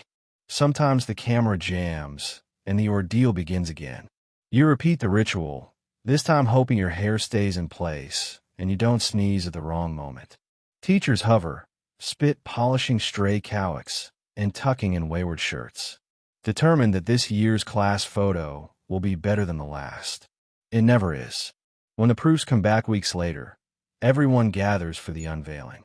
A ritual that exposes you to a new level of existential discomfort. The results are unique. Someone blinked. Someone else sneezed. There's always one kid with a look of abject terror, and another with the serene smile of someone who's just seen the future and wants no part of it. Your parents proudly display your portrait on the mantel next to a parade of equally awkward ancestors and assure you it's adorable. Deep down, you suspect it's blackmail material for your future wedding. Year after year, the cycle repeats. The pictures never get better. Your hair is always weird. Your shirt is never quite right. And the photographer's mysterious smile suggests he knows a secret about the universe that you'll never quite understand. In the end, the school photograph is less about capturing who you are, and more about capturing the unfiltered chaos and vulnerability of childhood, a yearly monument to the beautiful weirdness of growing up in a time when cameras took forever, and nobody ever remembered to say cheese. School spirit means awkward costumes, and a musical number no one remembers rehearsing. Half the school is dressed as vegetables. Someone's headpiece is on fire, and the audience is a sea of unsupportive parents and one bored dog. The weeks leading up to the big event are a fever dream of construction paper, glue sticks, and inexplicable casting decisions. The teacher, armed with nothing but hope and a piano that hasn't been tuned since Prohibition, directs a ragtag cast of reluctant thespians through songs no one knows the words to and dances no one has the coordination to perform. If you're lucky, you land a role as tree number 3. If you're less lucky, you get a speaking part, 3 lines of dialogue, and a costume that scratches in places you didn't know existed. Costume day arrives, and the chaos is immediate. The classroom is transformed into a makeshift backstage with kids trying to cram themselves into cardboard boxes, oversized fruit costumes, or tunics that look suspiciously like old curtains. The more ambitious parents have outdone themselves, sending in costumes so elaborate they require a support team to get on and off stage. The less ambitious ones, a sign that reads corn around your neck and a prayer for dignity. The pageant's theme is always a mystery, even to the teachers. An American harvest, a salute to spring, why we appreciate arithmetic. No matter the topic, the plot line inevitably devolves into a parade of vegetables, animals, and the school's one musical prodigy forced to play Yankee Doodle on a recorder. Backstage, there are whispered arguments. Someone's missing a shoe, and you can guarantee at least one meltdown from a kid who refuses to be a carrot. The principal drafted as MC reads off a list of sponsors and tries to remember why he ever agreed to this job. The show begins, and the gym transforms into a stuffy theater packed with parents, grandparents, siblings, and for some reason the neighbor's dog. Parents wield clunky cameras, angling for the perfect shot, but end up filming the back of someone else's head for the entire number. The lighting is a wild card, sometimes blindingly bright, sometimes plunging half the cast into ominous darkness. Microphones cut in and out, ensuring the most embarrassing lines are amplified while the important moments are swallowed by static. On stage, the spectacle unfolds. The garden scene sees a tangle of root vegetables trying not to trip over each other. A chorus of chickens performs an off-key rendition of Old MacDonald, while the kid playing Rain Shakes a Tin can fill with dried beans and wonders where it all went wrong. At least one sheep costume sheds its cotton balls across the stage, leaving a fluffy trail for the janitor to sweep up later. There's always a moment of genuine chaos. Someone's hat catches fire from the too close stage light, or the paper moon collapses mid-song. The teacher rushes on stage with a look of barely controlled panic, herring the cast like a flock of confused geese back into their places. Meanwhile, the audience alternates between polite applause, nervous laughter, and glancing at their watches. The dog falls asleep, but for all the awkwardness and unscripted disasters, the pageant is a rite of passage. You stand under the hot lights, costume itchy, face red, singing your heart out while your parents wave and the janitor prays. No one knocks over the punch bowl. The applause at the end, though mostly relief, is sincere. You shuffle off stage, already dreading next year and secretly hoping you'll get to be the tomato. Because in the 1930s, the annual school pageant is the ultimate test of humility, community spirit, and your ability to recover from public embarrassment with at least a little bit of pride intact. Some days your teacher just doesn't show up. Enter the substitute, a mystery adult with no credentials and zero control over the classroom. It's Lord of the Flies, but with more math problems and less actual learning. The morning begins with a suspicious hush. No sign of your regular teacher's sensible shoes or the clang of her coffee cup. Whispers ripple through the hall. Did she get sick? Did she finally snap? Is today the day we escape spelling forever? You wait with bated breath until the principal appears. A forced smile plastered on his face, ushering in a stranger clutching a faded lesson plan and a look of existential plan dread. Substitute roulette is an unpredictable game. Sometimes you get a retiree with war stories and a booming voice. Other times it's a college student trying to earn a few bucks and maintain control with nothing but a whistle and wild optimism. Credentials, optional patience in short supply. Their main survival tool is the teacher voice, which only works until the class figures out it's more suggestion than command. From the moment the sub enters, the classroom transforms. Desks scoot together, secret notes fly, and the class clown senses his opportunity for greatness. The substitute fumbles through the roll call, mispronouncing half the names. Is there a Moe Marino? And getting lost somewhere between the alphabet and the seating chart. Within minutes, two kids have swapped seats. Someone is claiming to be absent, and a paper airplane soars majestically past the blackboard. The lesson plan, if there is one, might as well be written in code. The students are to read pages 27 to 32 and complete questions 1 to 5. The sub-game writes this on the board, but only the first row pretends to read. The rest of the class descends into organized chaos. Book trading, whispered jokes, spontaneous wrestling matches in the back corner. The sub tries to restore order with the promise of free time if everyone finishes early. Instantly, pencils start flying across worksheets with answers that range from creative to outright fiction. Every substitute has a breaking point. Maybe it's when the erasers start disappearing. Maybe it's when the class pet, a turtle named Speedy, goes missing and a frantic search party is launched.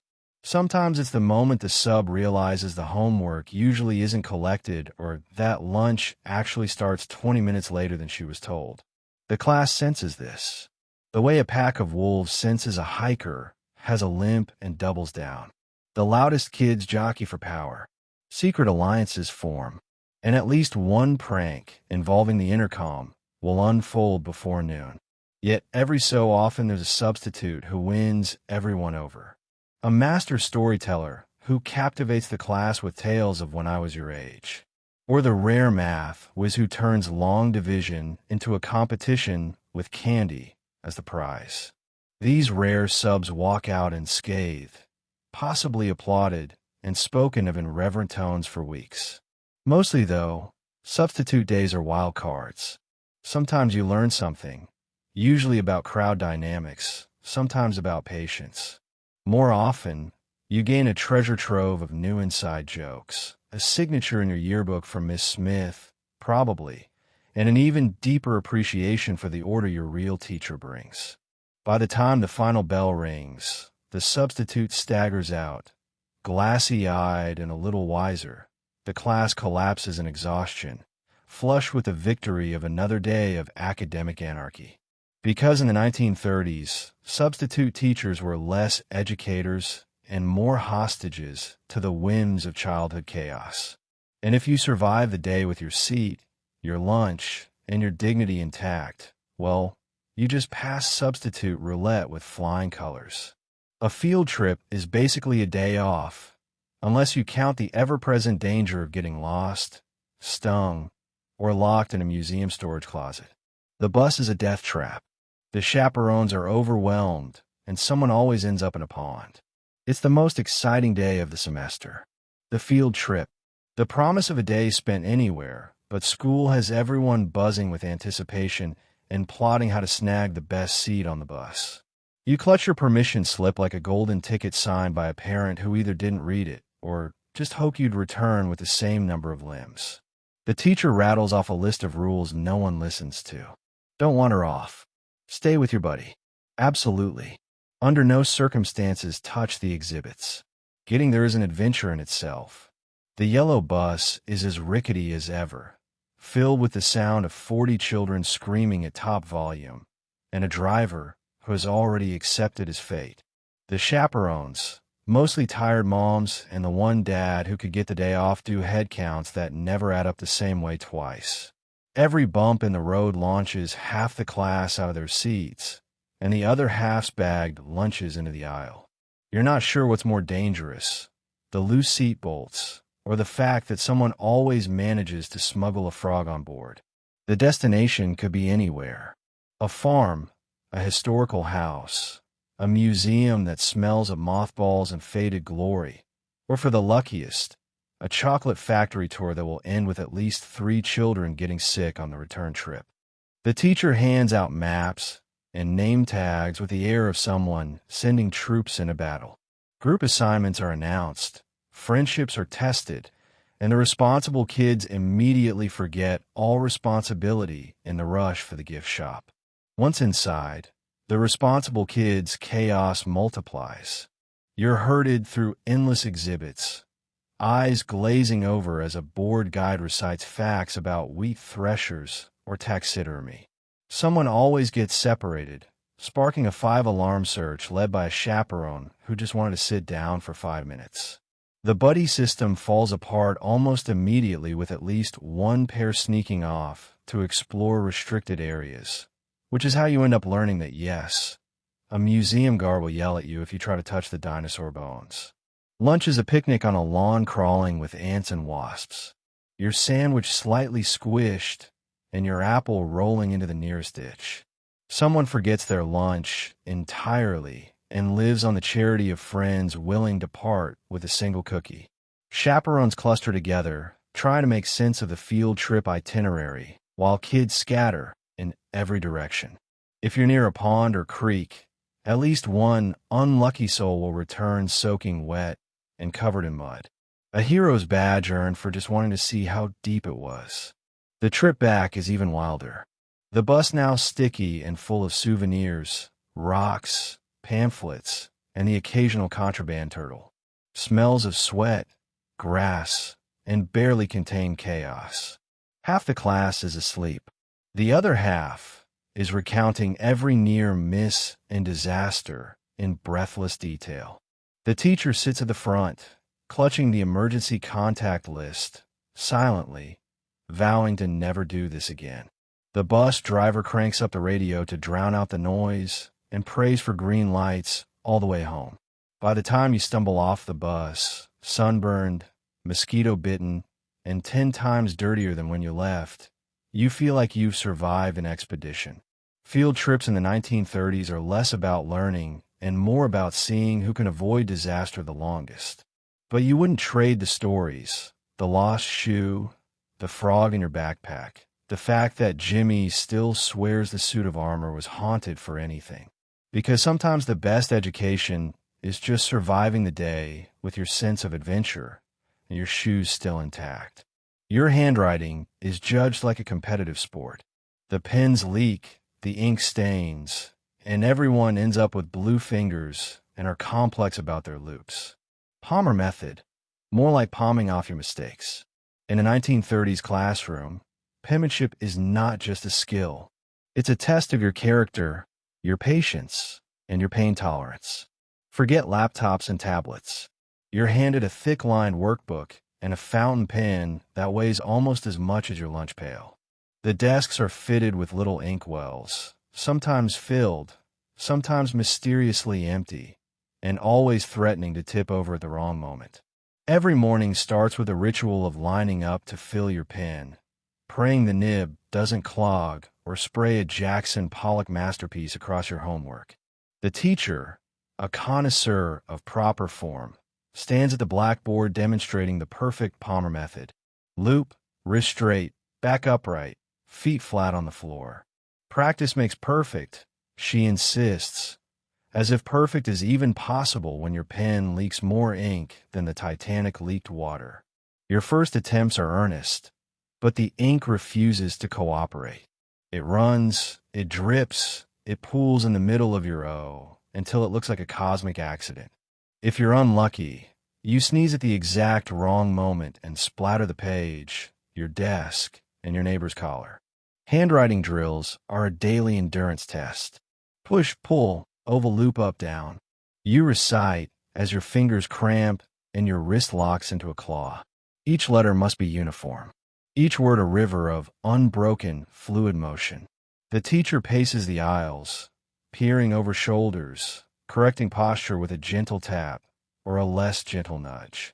If your Q doesn't sit obediently on the line, or your F doesn't reach the heavens, you're sent back to try again.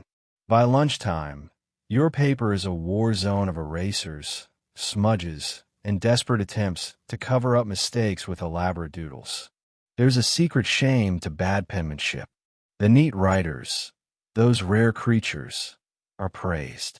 Their notebooks displayed for the class, as if they were illuminated manuscripts. The rest of us, meanwhile, develop increasingly creative methods to disguise our failures. The hasty flourish, the accidental ink accident, the well-placed coffee stain. You learn to write faster, if not better, just to get over with. Your hand aches. Your fingers are permanently stained blue, and you begin to dream in loops and lines. If you're lucky, your pen is new, and the ink flows easily. More likely, the nib is bent from years of abuse, and every stroke feels like drawing with a fork on a concrete wall. Blotting paper is your best friend and your worst enemy. Use too little, and your writing turns into a smear. Use too much, and you risk tearing the page in your frantic attempts to blot up every drop. The janitor despises penmanship hour.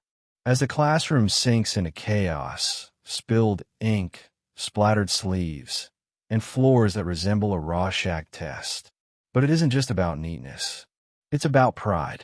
Your handwriting is a reflection of you. The Palmer method is supposed to mold you into a model citizen, disciplined, methodical, and dignified. In reality, it's molding you into someone who fears permanent stains and the judgment of future historians. Your notebook is a time capsule of your struggles, your victories, and your rapidly evolving signature as you search for a style that's both legible and uniquely yours.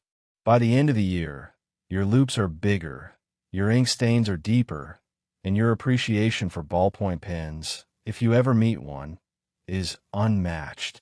You might not win any medals for your Palmer method, but you'll survive. Hand aching, paper splotched, and spirit mostly intact. Because in the 1930s, penmanship is a marathon, not a sprint. And you, blue fingers and all, are in it for the long haul. You made it. Graduation is less a ceremony and more a sigh of relief. Caps are thrown, parents cry, and everyone leaves with a diploma, a rash, and some truly questionable memories. Was it worth it? Ask your tetanus booster. The big day dawns, and you arrive at school with a strange mix of excitement, dread, and the faint hope that maybe, just maybe, there will be punch at the reception that hasn't been spiked with asbestos flakes from the ceiling. Your graduation gown is a stiff one-size-fits-none relic that's been worn by a generation of siblings, cousins, and at least one kid who tried to set it on fire with a magnifying glass. Your cap, doesn't quite fit, but you wedge it on your head and try not to think about the lice-related legends passed down from last year's class. The gymnasium is packed, folding chairs crammed together, parents fanning themselves with handbills, younger siblings already plotting their escape. The air is heavy with pride, anticipation, and the unmistakable smell of gym socks and floor polish. The teachers, decked out in their Sunday best and forced smiles, form a receiving line that doubles as a gauntlet of congratulatory handshakes and awkward small talk. The principal stands at the podium, eyes misty, voice quivering, ready to deliver the same speech he's given for the past decade. You are the future. The world is your oyster. Try not to trip as you cross the stage. You line up behind the curtain, heart pounding as you rehearse your walk, one foot in front of the other. Don't trip on your gown. And whatever happens, don't sneeze when it's your turn to shake hands. Your classmates fidget beside you, trading nervous jokes and last-minute gossip. Someone's shoes don't match. Another forgot their tassel. And there's always that one kid who can't stop waving to their mom in the front row. The procession begins. You march to the beat of a tiny piano version of Pomp and Circumstance, trying not to breathe in too deeply for fear of stirring up the gym's ancient dust. Each name is called, each diploma handed out with a forced smile, and the subtle exchange of good luck. You'll need it. Parents cheer, a few cry, and everyone takes blurry photographs destined to live in a drawer for the next 20 years. The valedictorian steps up to give a speech about hope, resilience, and the importance of dreams. Half the audience listens. The rest is distracted by the toddler trying to eat a streamer off the bleachers. The principal wraps up the ceremony with a warning about life's challenges and a plug for next year's bake sale.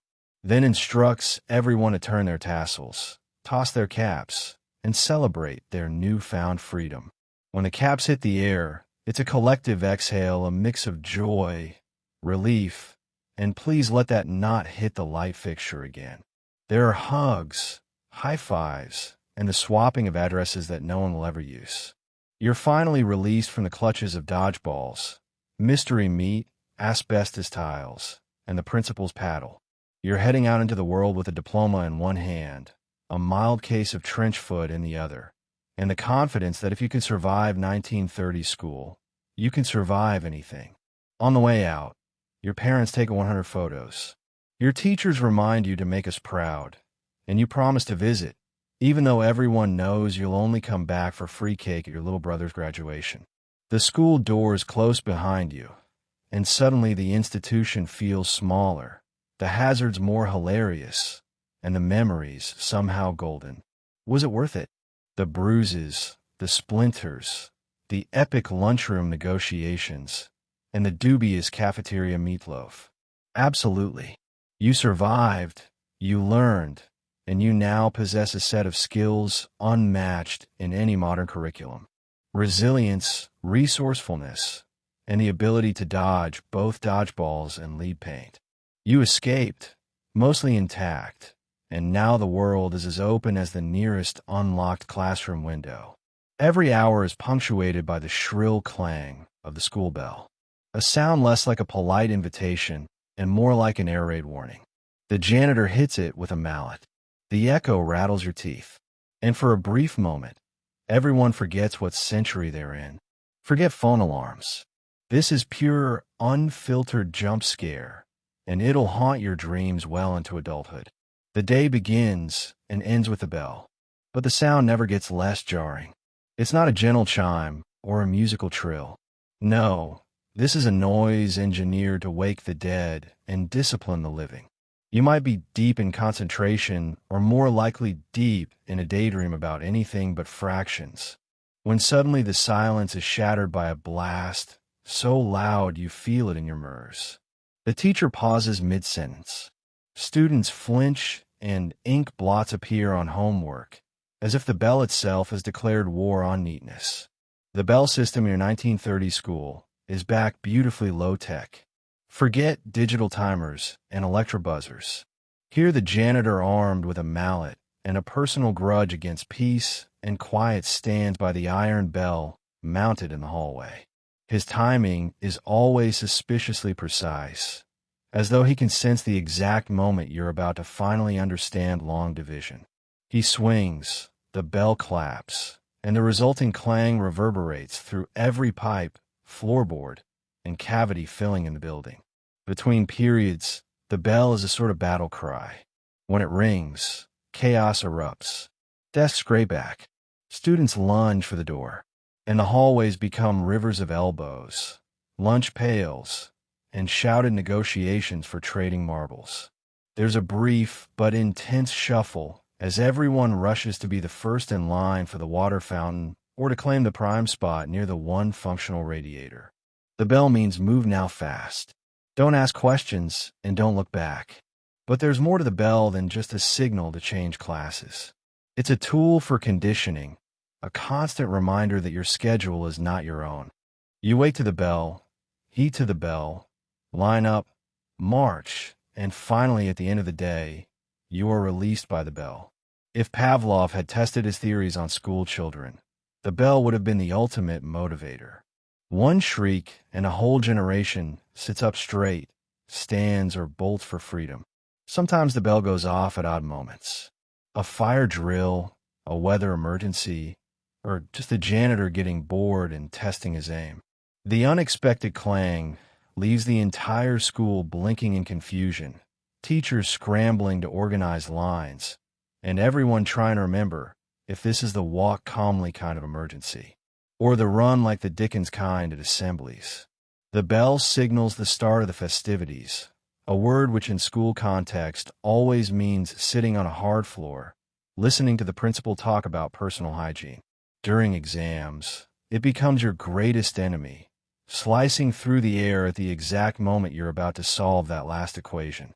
And on rainy days, it's the only thing that can cut through the cacophony of restless, cooped-up students. It's more than a sound.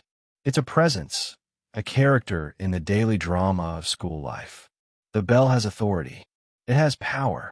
It has a ring so sharp it could cut glass, and a legacy so persistent that decades later, you'll hear a similar clang in a train station or factory, and feel your heart race, wondering if you're late for spelling. Because in the 1930s, the school bell isn't just a timekeeper. It's a rite of passage, an alarm clock for the soul, and the single most reliable source of tinnitus for anyone who managed to survive school with their eardrums mostly intact. There's a mysterious box in the hallway overflowing with everything from mismatched mittens to one-eyed teddy bears. Lose your lunch pail. It's probably there, fused to someone else's scarf. The lost and found is less a place of hope and more a museum of things that will never find their owners. Each item covered in a fine layer of mystery, goo, and existential dread. The lost and found is easy to locate, even if its contents are impossible to reclaim. It sits beneath the school's most drafty window, usually in a battered wooden crate or a cardboard box held together by more tape than dignity. Every Monday morning, new items are tossed in, some with the vague hope they'll be retrieved, most with the silent knowledge they're never coming home again. Gloves, hats, and the occasional sock dangle over the edge like seaweed on a tide. Sometimes, if you dig deep, you'll unear something from last semester, covered in a mysterious stickiness that defies science and soap. This is the Bermuda Triangle of the school, a place where objects disappear from desks, coat hooks, and lunch tables only to reappear weeks later. Altered by their journey through the underworld, you might find a pencil case with unfamiliar initials, a jacket 2 sizes too small, or a mitten that seems to have survived a minor house fire. Nobody remembers who owned the purple scarf with the suspicious bite marks, but it's always there, watching, waiting for someone brave enough to claim it. Retrieving an item from the lost and found is a public spectacle. You approach during morning announcements or just after the lunch bell, hoping no one notices as you root through the pile. But of course, everyone notices. There's a hushed anticipation as you pick up a hat, turn it over, and try to decide whether that stain is ink or something far more troubling. Your friends watch, making bets on whether you'll actually put the object on your head or quietly set it back down, resigned to buying a new one. Some items never leave. The single rubber boot, its mate lost to time, or possibly a class hamster with big dreams. The lunch pail now welded shut by some prehistoric ooze. The collection of hair, ties, bobby pins, and erasers. Enough to supply a small elementary school for a month, but apparently not enough to convince anyone to actually take them home.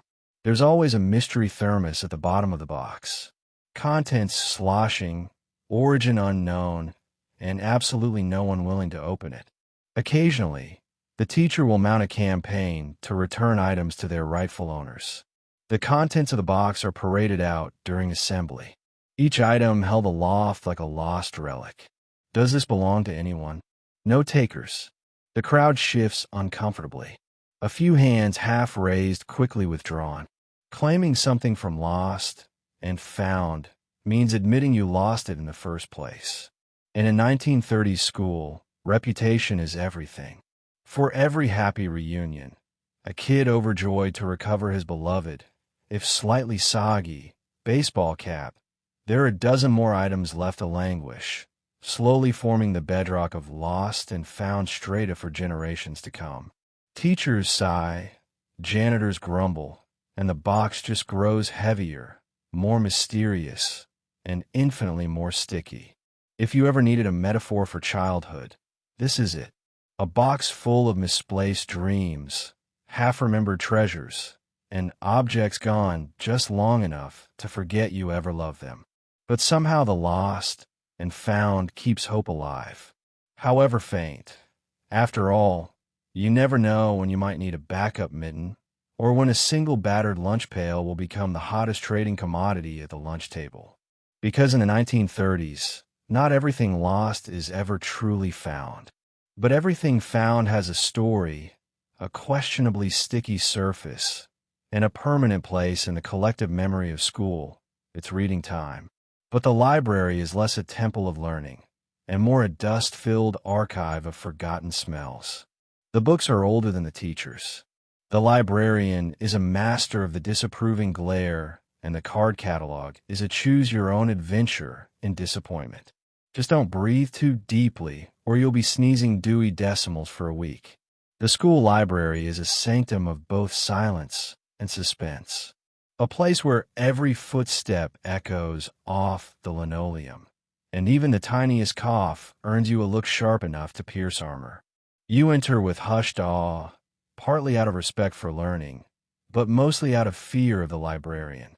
Mrs. McGillicuddy, guardian of the stacks and master of the shush, patrols her domain with the quiet authority of a border collie and the judgment of Solomon. She can spot gum chewers, gigglers, and chronic overdue book offenders at 30 paces. The shelves are crammed with books that have witnessed more history than the town courthouse. Spines are frayed, covers patched with tape, and the faint must of ancient paper mixes with the tang of chalk dust and floor wax. Some volumes are so old a copyright page is just a polite suggestion. You might find a geography book with half the countries gone or a current events magazine from the Harding administration. Every so often you'll stumble across a handwritten inscription to Sally. Merry Christmas 1912, making you wonder if Sally ever actually finished the book or just used it to flatten out her pressed flower collection. The card catalog is its own adventure.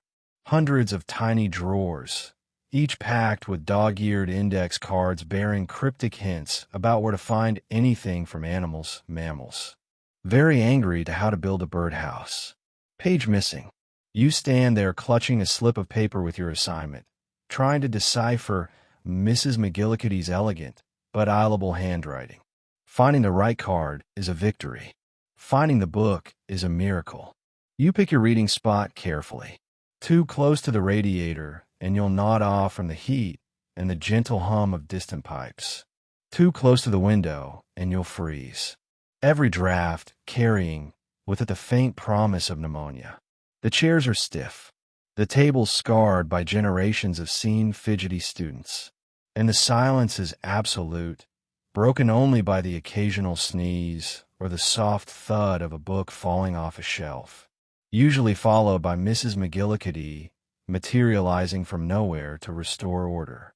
Reading in theory is the reason you're here, but the school library has other lessons to teach. Patience, resourcefulness, and the fine art of pretending to understand Moby Dick when you've only made it to chapter 3. The lucky few get a read for pleasure. The rest of you are engaged in desperate, last-minute research, frantically flipping through encyclopedias with half the pages missing and footnotes that might as well be written in Greek. Returning books is its own ordeal. Mrs. McGillicuddy inspects every volume for signs of abuse. Bent corners, ink stains, crumbs from last week's sandwich. Fines are handed out for everything from water damage to overdue by more than 3 minutes. Repeat offenders face the ultimate penalty: banishment to the dictionary section for silent reading. Rumor has it that no one ever returns from XC. Despite the perils, the library is a place of magic and mystery. Somewhere between the encyclopedias and the battered Nancy Drew novels, you discover the world is much bigger and much stranger than your own dusty classroom. And if you manage to make it out with a book you actually wanted, consider it a triumph of will, stealth, and sheer luck. Because in the 1930s, the school library is more than just a room. It's a living, breathing time capsule, a gentle battleground of dust, discipline, and discovery, where the greatest treasure you can hope for is making it to the bell without sneezing on Mrs. McGillicuddy's shoes. Suddenly, the weather siren wails. Everyone files into the hallway or ducks under desks, arms over heads, as if a thin sheet of plywood will protect you from Mother Nature's roundhouse kick. Teachers assure you it's just a drill, but the looks on their faces say, "I hope you've made your peace." It's the only time all year everyone is quiet, except for the one kid who always farts under pressure. The first sign that a tornado drill is coming isn't the siren itself. It's the hush that falls as teachers exchange that. "Here we go again." Look and start herring everyone away from the windows. The old air raid alarm bolted above the front entrance since 1919 lets out a wail so piercing you can feel it in your fillings. The class freezes. Pencils clatter to the floor. Half the students drop straight under their desks with military efficiency, while the other half try to remember if head down, hands on neck is the right position. Or if you're supposed to kiss your knees goodbye. Drills are scheduled, but real storms show up whenever they feel like it. In the 1930s, weather tracking meant the principal listening to the radio and squinting at the clouds. If you're lucky, it's just practice. If you're not, it's because something green and menacing is creeping across the prairie, and the janitor is already battening down the hatches with a roll of twine and a muttered prayer. Teachers herd their flocks into the hallway, windowless, narrow, and lined with the faint smell of chalk and old galoshes. You're instructed to kneel, arms locked over your head, elbows pointed at your ears.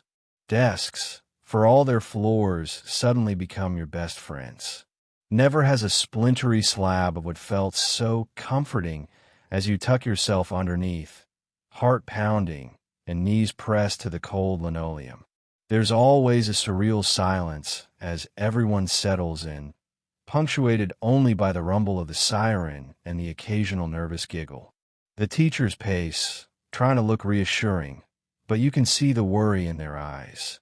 They've read the same stories about roofs peeling off and cows flying past like confetti. The bravest among you try to lighten the mood, whispering jokes or daring each other to touch the emergency exit door. But mostly you wait, doing your best impression of a turtle and hoping the storm passes by without deciding to remodel the schoolhouse. Then there's the one kid who can't handle the suspense. The tornado drill farter. Every class has one. When nerves get too high, a muffled sound escapes, echoing embarrassingly in the otherwise silent corridor. The ripple of giggles that follows is a much-needed release of tension. Even as the teachers try to shush you back into serenity, while the official logic says crouching under a desk will save you, everyone knows the truth. If a real tornado hits, your best chance is to hold onto your lunch pail and hope for the best. The building cracks with every gust, and someone always swears they saw the sky turn that weird shade of green. After a few minutes, or sometimes a lot longer, the all clear is given and everyone unfolds sore and stiff, shuffling back to class with the jittery relief of survivors. Teachers try to pick up the lesson where they left off, but no one's really paying attention. Everyone's busy whispering their tornado stories or imagining what it would be like to fly through the air, clutching their math book and a peanut butter sandwich. Tornado drills are the great equalizer. No one escapes the awkward crouch, the sore knees, or the realization that when it comes to storms, plywood and posture can only get you so far. But in their own strange way, they also teach a little courage, a dash of humor, and a healthy respect for the unpredictable power of the Midwestern sky. And maybe, just maybe, a new appreciation for sunny days and roofs that stay put. So, as we drift away from the splinters, sirens, and strange cafeteria smells of 1930s American schools, let's take a moment to appreciate just how far we've come and how lucky we are to tuck ourselves in at night, without worrying about dodgeballs to the face or a mysterious rash from the drinking fountain. Because if surviving a single day in those old school houses didn't build character, at least built stories, the kind you tell at family gatherings, shaking your head and insisting, "You kids have it easy." Sure, our ancestors didn't have hand sanitizer, safety codes, or much hope of making it through a semester without a new scar. But they had grit and possibly ringworm. Mostly grit. It's almost inspiring how those kids managed to learn anything while dodging rogue paddles, braving Arctic winters with nothing but thin wool sweaters, and trusting their lives to the local janitor's homemade disinfectant. The laughter, the scraped knees, the endless fire drills that were definitely not up to code. All proof that resilience is built in the little moments of chaos, even if those moments included a minor electrical fire. So tonight, as you settle into your warm, safe bed, maybe with a memory foam mattress, filtered water, and a complete lack of airborne asbestos, give a quiet nod to all those scrappy students who survived recess, detention, and meatloaf with questionable origins. Maybe whisper a thank you to the ancestors who made it out with most of their limbs, and to the teachers who somehow survived right alongside them. History can be terrifying, sometimes hilarious, and always humbling. But it's also proof that people, even the smallest and silliest among us, are astonishingly good at muddling through whatever gets thrown their way, rubber dodgeballs included. So, close your eyes, breathe easy, and rest well. Tomorrow, there will be no pop quizzes, just another chance to wake up in a world that's a little softer, a little safer, and a lot more comfortable than any schoolhouse in 1932. Good night and sleep.